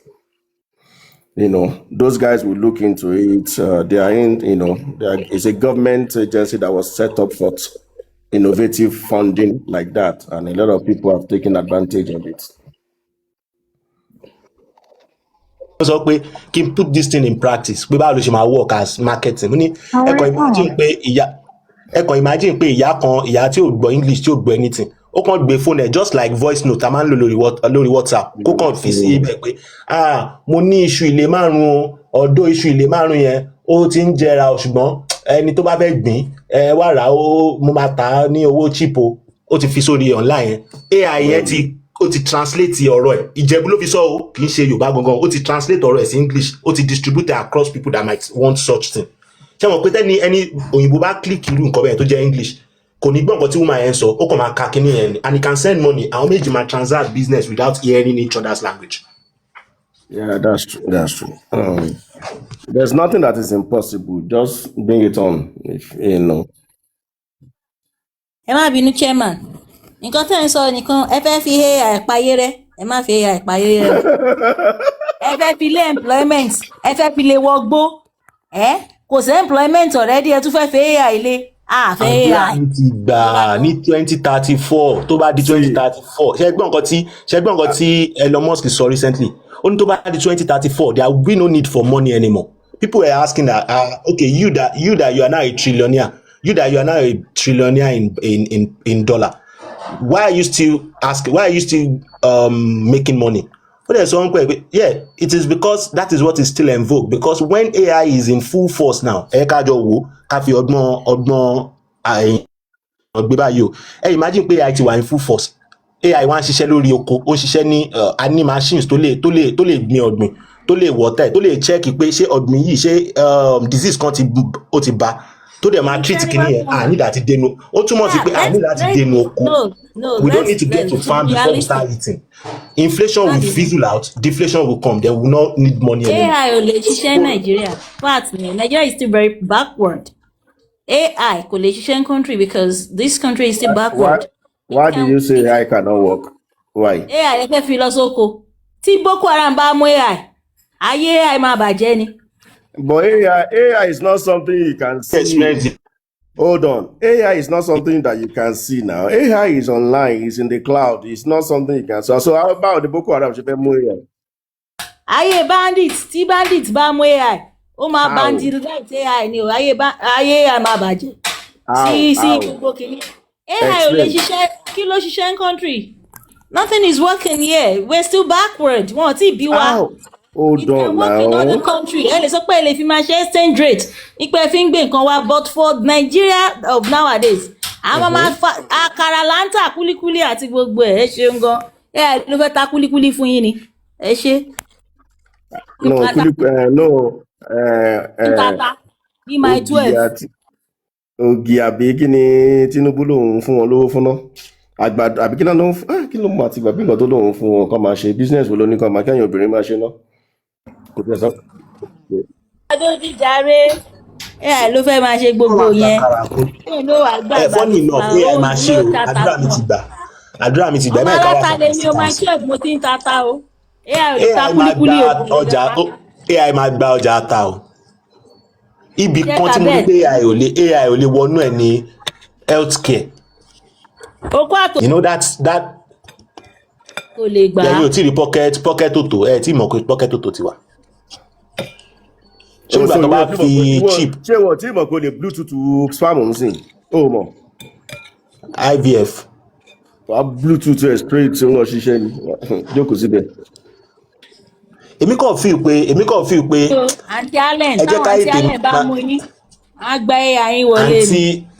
Àǹtí àdúrà mi ti gbà àwa tá a bá wá sí wà nídìí àwọn iṣẹ́ tí AI lè gbà èmi ò bá ní kẹ́yẹ́ ká fi AI káyètè fi scale up iṣẹ́ wa ṣe understand any iṣẹ́ tẹ́nibọ̀dì bá ń ṣe AI lè ṣe tó AI lè jẹ́ kó kẹ́niyẹn ní more productivity yes bájà mi tẹ́ bá gbé dollar app AI ni tẹ́ bá tan kámẹ́rà tẹ́ bá tan sórí ata tẹ́ snap tẹ́ ní what is this ó máa fún yín ní full blown details yìí nǹkan tó wà wájú yín. ṣé AI ló fẹ́ ṣe bẹ̀? àǹtí mi kẹ́ kàn ṣí freezer yín ká ṣe báyìí kẹ́ ṣí freezer yín kẹ́ rí kí kámẹ́rà AI yín kó rí gbogbo nǹkan tó wà nínú fridge yín tẹ́ bá snap tẹ́ bá sọ fún AI yín pé kó fún yín ní workflow bẹ́ẹ̀ ṣe máa lo oúnjẹ fún months ó máa sọ fún yín tẹ́lẹ̀ máa ní balanced diet nutritional balanced diet. Ṣé bẹ́ẹ̀ yẹn? Nǹkan tí ò ní gbélé àbí tẹ́ ẹ bá ti lè lọ́ta lórí tó bá lè lọ́ta ọ̀tọ̀ gúnyán nu odó nìkan ló kù tí a bá lè ṣe yẹn. gbogbo kìíní yẹn easy AI dẹ́ ń sọ yìí machine náà tí máa program AI software tí mo fi sínú machine kan. Program your blender that by 6 p.m. kó lọ ata yìí fún ẹ by 6 p.m. adẹ after ti chef fún ara rẹ adẹ tún paná adẹ pa fún ara rẹ. Yes now. Kó lè dùn kó lè dùn kí ni o lè dùn. Mo ti gbọ́ kó lè dùn ṣẹ́mà. Kó lè dùn mo ti gbọ́. Kó lè dùn then AI kò lè dókó àtòbò báwo ló ṣe fẹ́ ṣe kò ní dùn kò ní kúnlẹ̀ kò ní ṣe dò. Tó bá lóyún kóyún Sàárà ni. Bàbá tó kọ yẹn náà bàbá Sàárà lórúkọ àwọn náà kòkò kí ló ń pè ní Sàárà àwọn gan Sàárà. Madam kò sí nǹkan tí wo sọ pé driverless car ti wà ní US nísìnyí o ò ní rí driver nbẹ adẹ́gbẹ́ lọ síbi tó ń lọ ajá ìbọlẹ̀ wàá ọ̀dà ẹ̀ ó máa wálé wá gbé ẹ ó dá o wàá kọ́ ni pé àìlè wọn máa gba. ọ̀fẹ́ gbé mi pa driverless car ọlọ́mọ ẹ̀kọ́ lọ sọ sínú lagoon ẹ̀jẹ̀ máa rọ mi ò lẹ́wà. ìgbà tí tv dé ńgbà yẹn ẹ má bínú àwọn ó ní denomination kan tó jẹ́ pé wọ́n ní àwọn aláàjọ wọn ò gbọ́dọ̀ máa wo tv o ṣé mọ̀ ṣá wọ́n ti ń wo tv ń sìn o nǹkan tá a bá ní oníṣẹ̀lẹ̀ wọ́n ní tv station gbọ́ngbà kò ní ṣẹlẹ̀ á padà ṣẹlẹ̀ lójú wa o kókó ni pé ṣé amúradé kíní tó fẹ́ ṣẹlẹ̀ yẹn kókó nìyẹn. tá a bá fẹ́ repair generator ṣé àì ló máa bá repair.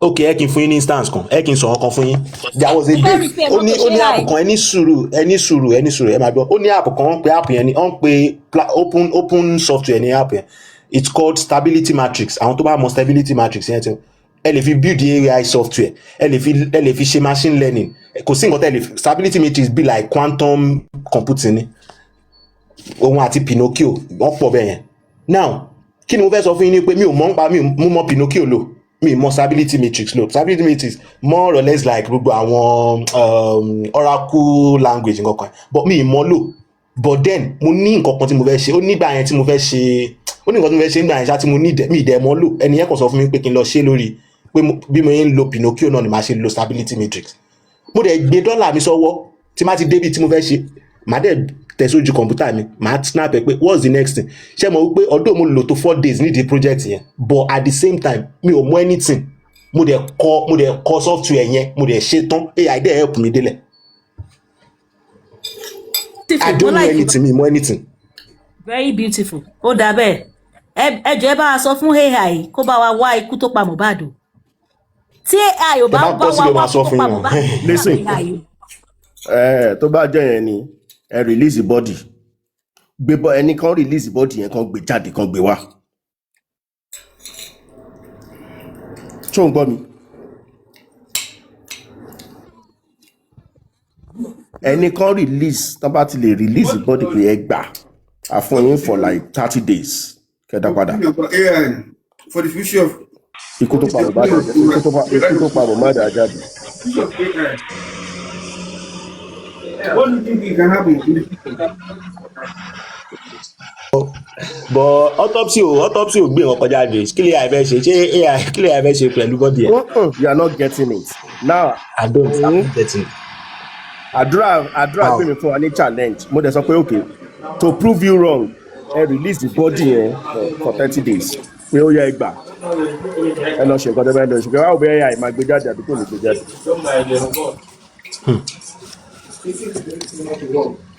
ẹ ká lo ilé tó wà òkè fún ọ. no má mi kanlẹ̀ o ní tó wà ńlẹ̀ o gbọ́dọ̀ mi kanlẹ̀ lórí ọ̀rọ̀ yìí o tí AI yìí ò bá fi lè gbé ikú pa mi ò ní believe lórí AI. kó ṣe ọ̀dọ̀ kéèyàn believe lórí AI tí AI bá ti báyọ̀ lójú ọ̀nà kéèyàn ya yàgò fún ni kó máa bá tiẹ̀ lọ kó ṣe kéèyàn believe ẹ̀. ilé tó wá yàgò fún AI. Because at least tó bá mọ̀nà tó bá ti gbé fóònù ẹ̀ tó ti tan AI yẹn pé ó yá mò ń lọ síbi báyìí AI dẹ̀ gbé ẹ débẹ̀ láyọ̀ àtàlàfíà aṣọ ó yá o. But AI yìí ṣé ẹ̀yin feel pé èmi at least from àwọn nǹkan tó ń ṣẹlẹ̀ pẹ̀lú àwọn nǹkan tó fi ń ṣe mo realize pé bí ó fẹ́ yẹ káyé dá sí ṣùgbọ́n when it gets to a stage for every technology for every technology in the world. Ó máa ní pros and cons tiẹ̀. Princess. Ẹ ti wà lókè mọ́mí Ẹ ní ìtẹ̀ náà. Kò sí technology àbí innovations kan tí ò kí ní pros and cons tiẹ̀. You understand? Nǹkan tèmi kàn believe ni pé instead eléyìí tí àdúrà sọ pé kò ní jẹ́ káwọn èèyàn níṣẹ́ mọ́ fẹ́ gbaṣẹ́ nǹkan kan. In my own view, that's not correct. That is not correct. Sórí. AI ló máa palẹ̀ ayé rẹ finally. Ṣé Chairman, sùúrù? ó yẹ believe ẹ̀ believe. Finally AI ló máa palẹ̀ ayé rẹ. Ṣé wọ́n pé wọ́n kọ sínú Bible náà pé ní ìgbà tó kọ́kọ́ payé rẹ omi ló fi payé rẹ ńgbà yẹn gẹ́gẹ́ bó ṣe kọ́. Bóyá wá tù àbí kò tù èmi ò mọ ohun. Bọ̀ wọ́n sọ pé omi ló parí ayé rẹ. So ní ìsìn tó wá dé pé AI ló fẹ́ parí ayé rẹ ń sìn. Nǹkan kan náà ló máa parí ayé rẹ náà. Kí ogun aṣáà ti rẹ́dì fún náà ni. So tó bá sọ pé ìwọ tó bá fẹ́ kù ní ayé ó ń láti wọnú AI o kò embrace AI so that wà lè stay afloat. Definitely all of us will rush into AI so that wà lè stay afloat. Ìmọ̀lẹ́ ti mọ̀ pé ilé ayé ti fẹ́ sùn ẹ̀ má embrace AI. So nǹkan kan ló máa ṣẹlẹ̀ náà. Nǹkan tí èmi kàn feel ni pé tó bá ní ibi tí ayé tún kọrí sí rè kí everybody náà kan tún ṣe kí ni kan divert skill set oníkálukú towards the latest technology and innovations tó ń balẹ̀ ayé ṣiṣẹ́ ń sìn. Ọmọ kan wá ṣe nǹkan kan fún mi wọ́n fẹ́ ṣe repairs kan mo kàn feel dampness níjọ́ ẹ̀ ni mo rí ọ̀bọ yẹn ó fẹ́ mọ ibi tí leakage omi yẹn ti ń wá wàhálà kò fọ wall kò ṣe anything ó kàn gbé machine yẹn ó kàn gbé sára ògiri ni ó dẹ̀ bẹ̀rẹ̀ sí ní trace ẹ̀ ìgbà tó débi tí leakage yẹn wá machine yẹn dẹ̀ bẹ̀rẹ̀ sí ní beep pámpámpámpá ìwé ìbàyẹn leakage yẹn ti wá nínú wall láì fọ wall nínú wall so bí mo ṣe rí ọ̀bọ yẹn báyìí ó jẹ́ kí iṣẹ́ yẹn rọrùn fún within 30 minutes ó ti discover error ó ti rectify ẹ̀ compared to àwọn ayé àtijọ́ tó bá ṣe máa fọ́ bí wọ́n máa fọwọ́ trace ẹ̀ kí wọ́n máa fọ́ ilé you can see that it saves time and works efficiently so a gbọ́dọ̀ máa embrace the latest like nǹkan tí pra sọ lẹ́ẹ̀kan ìyálọ́jà àbí ìyálájé kan tó embrace AI tọ́jà ẹ̀ ń tà wàràwàràwàrà àti wọ́n tó ṣe ń gbé ata lérí ta ló máa tà fast ta ló tún máa ní profit fast. So the first thing is to embrace the new innovation so that to stay afloat in the real business of life. Ìyẹn ló ń pè ní tó bá ń gbọ́ gbégbégbé ìwọ náà bá wọn gbé kọ́ má bàa gbé sẹ́ńkù lé ẹ̀. So èmi ò believe pé AI fẹ́ palẹ̀ ayé rẹ AI ò lè palẹ̀ ayé rẹ kò sí ohun tó máa palẹ̀ ayé rẹ. Mo wà láyé nígbà tí Sàárà ni tó kọ ní 1998. Ní October 19 gbogbo ọ̀nà ilé ayé máa parẹ́ ní October 1998 gbogbo ẹni tó bá pe Jésù ti pe Jésù ẹni máa pàlà àti pàlà èmi mo kàn ń jẹ ìkọ́kọ́rẹ́ kiri ń tèmi ni pé ilé ayé yín ìwò ló ń parẹ́ October 1998 dé àrí ilé ayé tó parẹ́ oníkálukú ń ṣe fàájì ẹ̀ lọ ni you understand so bí nǹkan bá ṣe wá we embrace it we learn it. A lot of people will learn into it, the skill set will improve, and the life continues. So, ẹ bá sọ pé ẹni ṣe, àwọn tó dẹ̀ ń ṣe tẹ́lẹ̀ pé tó ń succeed, tó bá yá ẹ̀yin náà máa bá wọn ṣe o. Ẹ̀yin náà máa bá wọn ṣe. Bó ṣe rí nìyẹn.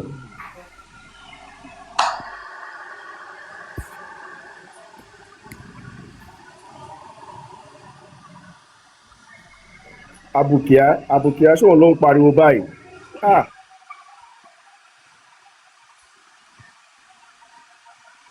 Ariwo yẹn pọ̀. I'm gonna take a shower before I run inside today.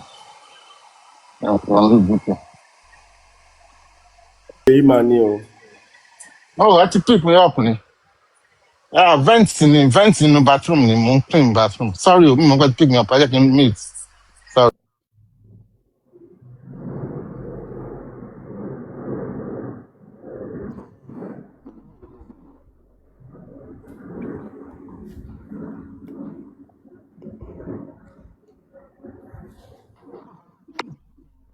kí ni láti mọ̀ tó. Nípa AI, let me tell you something.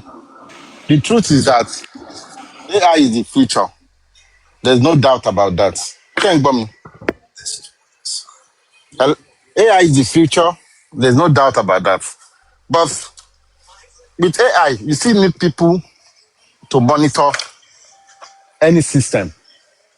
Even that car that you talked about in the US here is not really everywhere. There are major cities like DC and all that, major cities. And I can assure you there are people somewhere monitoring. Well, it has been reported that even that car, because there will be errors that have to be corrected, That car crossed a red light, a traffic light, without stopping. It was an error. It was programmed not to do that. So usually, of course, there's going to be reduction in manpower, kind of. That's the fear. It's fear. That's what people are scared of. But the thing is that some people will still have their job. So it now depend on, you have to be on top of your shit. Some people will be out based on, because the workforce will be reduced. But there will still be people that will be needed to monitor this system. Let's take an example. There have been autopilots has been in aircraft for a very long time. But why do you still have pilots in there? It's to monitor the system, to make sure that the system does what it should do. Of course, as at this time, autopilot cannot take off and land aeroplane. It's only during in-flight, during cruise. During cruise, that's when autopilot is engaged at a particular level. You understand? Altitude, So, but why do you still have human being there? It's because you still have people to monitor that system. You understand? Maybe with time, when the autopilot is improved, they might say it's going to be a one-man pilot crew instead of having two people in the cockpit. You understand? It can go into that in the future when the system is improved and all that. So what's going to happen is that probably our workforce will be reduced, but there will still be people, 100%, I can tell you, monitoring these things. So I know people are scared and of losing jobs, but the thing is that this is a call for everybody in different sector. If you know your sector is serious, can be AI driven, like almost 100% AI driven. You need to start thinking of either putting yourself in that place that when it happens, you will still be relevant. Or you start thinking of what other thing in your sector you can diversify into. But saying that AI will not, it's going to happen eventually. It could be 10 years. I don't know when it's going to be full blown, but we cannot stop it. Yeah, but Elon Musk recently, Elon Musk said it that by 2034 or 2036, AI would have been full blown, that it would have taken jobs of farmer. And the problem the world will be having then is a lot of food that will trigger deflation. Not inflation, no, it will trigger deflation. And then I was asking myself, I took this particular talk to discuss with my own AI, like, give me instances of how this is workable in real life. And then he opened up to me that, okay, if we have machines that have learned how to plant, how to check for diseases, how to check for viruses in the plant, and are stationed on the farm, even if there is no water system, the AI system can still trigger irrigation system that, okay, this particular area needed water, okay, transfer water to this place, in a way that it will even reduce cost for the farmer. Now, ṣe rò pé farmer yẹn máa tà ní ọ̀wọ́n ni, ṣe mọ̀ pé ó máa di deflation yẹn, oúnjẹ máa pọ̀, owó máa wà lókè, owó máa pọ̀, oúnjẹ owó máa pọ̀, oúnjẹ náà máa pọ̀, owó wà ní wúlò mọ́ fún oúnjẹ will be like. And I think where the world is going today, although this is a conspiracy theory, that it will get to a stage everybody will be living on credit system, which is like the government would have a way to pay you at the end of the month to get things you want, things that you don't even need the credit that is on your phone to get, because things will be surplus. Bẹ́ẹ̀ báwọn èèyàn ṣe ń wò ó pé Nàìjíríà tá àti ìròyìn jẹjẹ tá àti ìròyìn kìnnì kan ṣe tá àti ìròyìn gbà kan, I'm also looking at how this thing is going to affect Africa as a whole. But in the same vein, èmi kàn feel pé by that time tí kíní ẹ̀gbọ́n máa ṣẹlẹ̀ gbogbo àwọn machine yẹn Africa ló máa pọ̀ sí jù, because where do we have the array fertile land for AI to plant and get food for the whole of the world? Now ọ̀rọ̀ tẹ́ ẹ sọ tó really trigger mi ni pé people are doing their own personal business. You are not inculcating AI into your business. I don't want to know the kind of business you are doing. AI will support you. AI will help you. Okay, let me look at the worst. I don't know. Let me not say the worst. Let me look at the least business. Tó yẹ kó bí àwọn tó ń ta ata. Least tó ń ta ata ní ọjà. Just imagine pé òun ta ata. Ó dẹ̀ ń lo AI pẹ̀lú ata títa ẹ̀. Lámbébé ẹ lórí igbá ẹ kàn fi AI yà wípé how can do it yourself called DIY. How can I improve my business? Because it will be pertinent to you. Lámbébé títí ẹ ló ń wò. Ó fẹ́ wo bó ṣe lè tún design lámbébé ẹ tó máa tún attractive fáwọn customer tó ń bọ̀. Kọ́ síbẹ̀ pé without spending too much money. A tún fún ẹ ní do it yourself tẹ̀yẹ́ pé kò ní náwó púpọ̀. That is how. Come what those that have business shops. Who told you can't build your own website without spending kobo? You won't spend kobo with AI. You will build your website. I will give you the key here today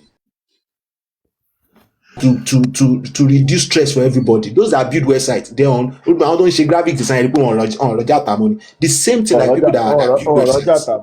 Our graphics ti kú báyìí. I mean, ẹ wo àwọn tó ní business bí ẹni tó ń ta wóróbo, tó ń ta kinní kan, tó ń ta agbá, tó ń ta wò. Ṣé o mọ̀ pé o ní láti máa take stock as much? Bó bá ti take stock ẹ síbẹ̀ lọ sí orí AI, especially there is this AI called Manus yẹn o lè lo ọ̀fẹ́. Kò sọ fún ẹ pé kó build check system fún ẹ or receipt system or stock system tó máa bá ṣọ́ọ̀bù ẹ ṣiṣẹ́. Wàá rí á build ẹ. All you need is to input garbage in nǹkan tó wà lórí igbá ẹ. Before you know it wàá máa kọjá àwọn tẹjọ́ ń ṣe, because iṣẹ́ títí a máa wà automated. A máa dàbí ìgbà tó yẹ pé wọ́n ń yára níwàá ò yára, òun rí nǹkan kan tó ń ẹ̀pẹ́ tó ń jẹ́ kó máa rí rònú pé kè ṣe báyìí how it work. And it is always, if not 95%, at least 94% accurate most times. So èmi feel pé ẹ má jẹ́ kí a sùn lé AI o, especially ní àwa ọmọ Yorùbá. Ẹ má jẹ́ ká sùn lé àtọ́.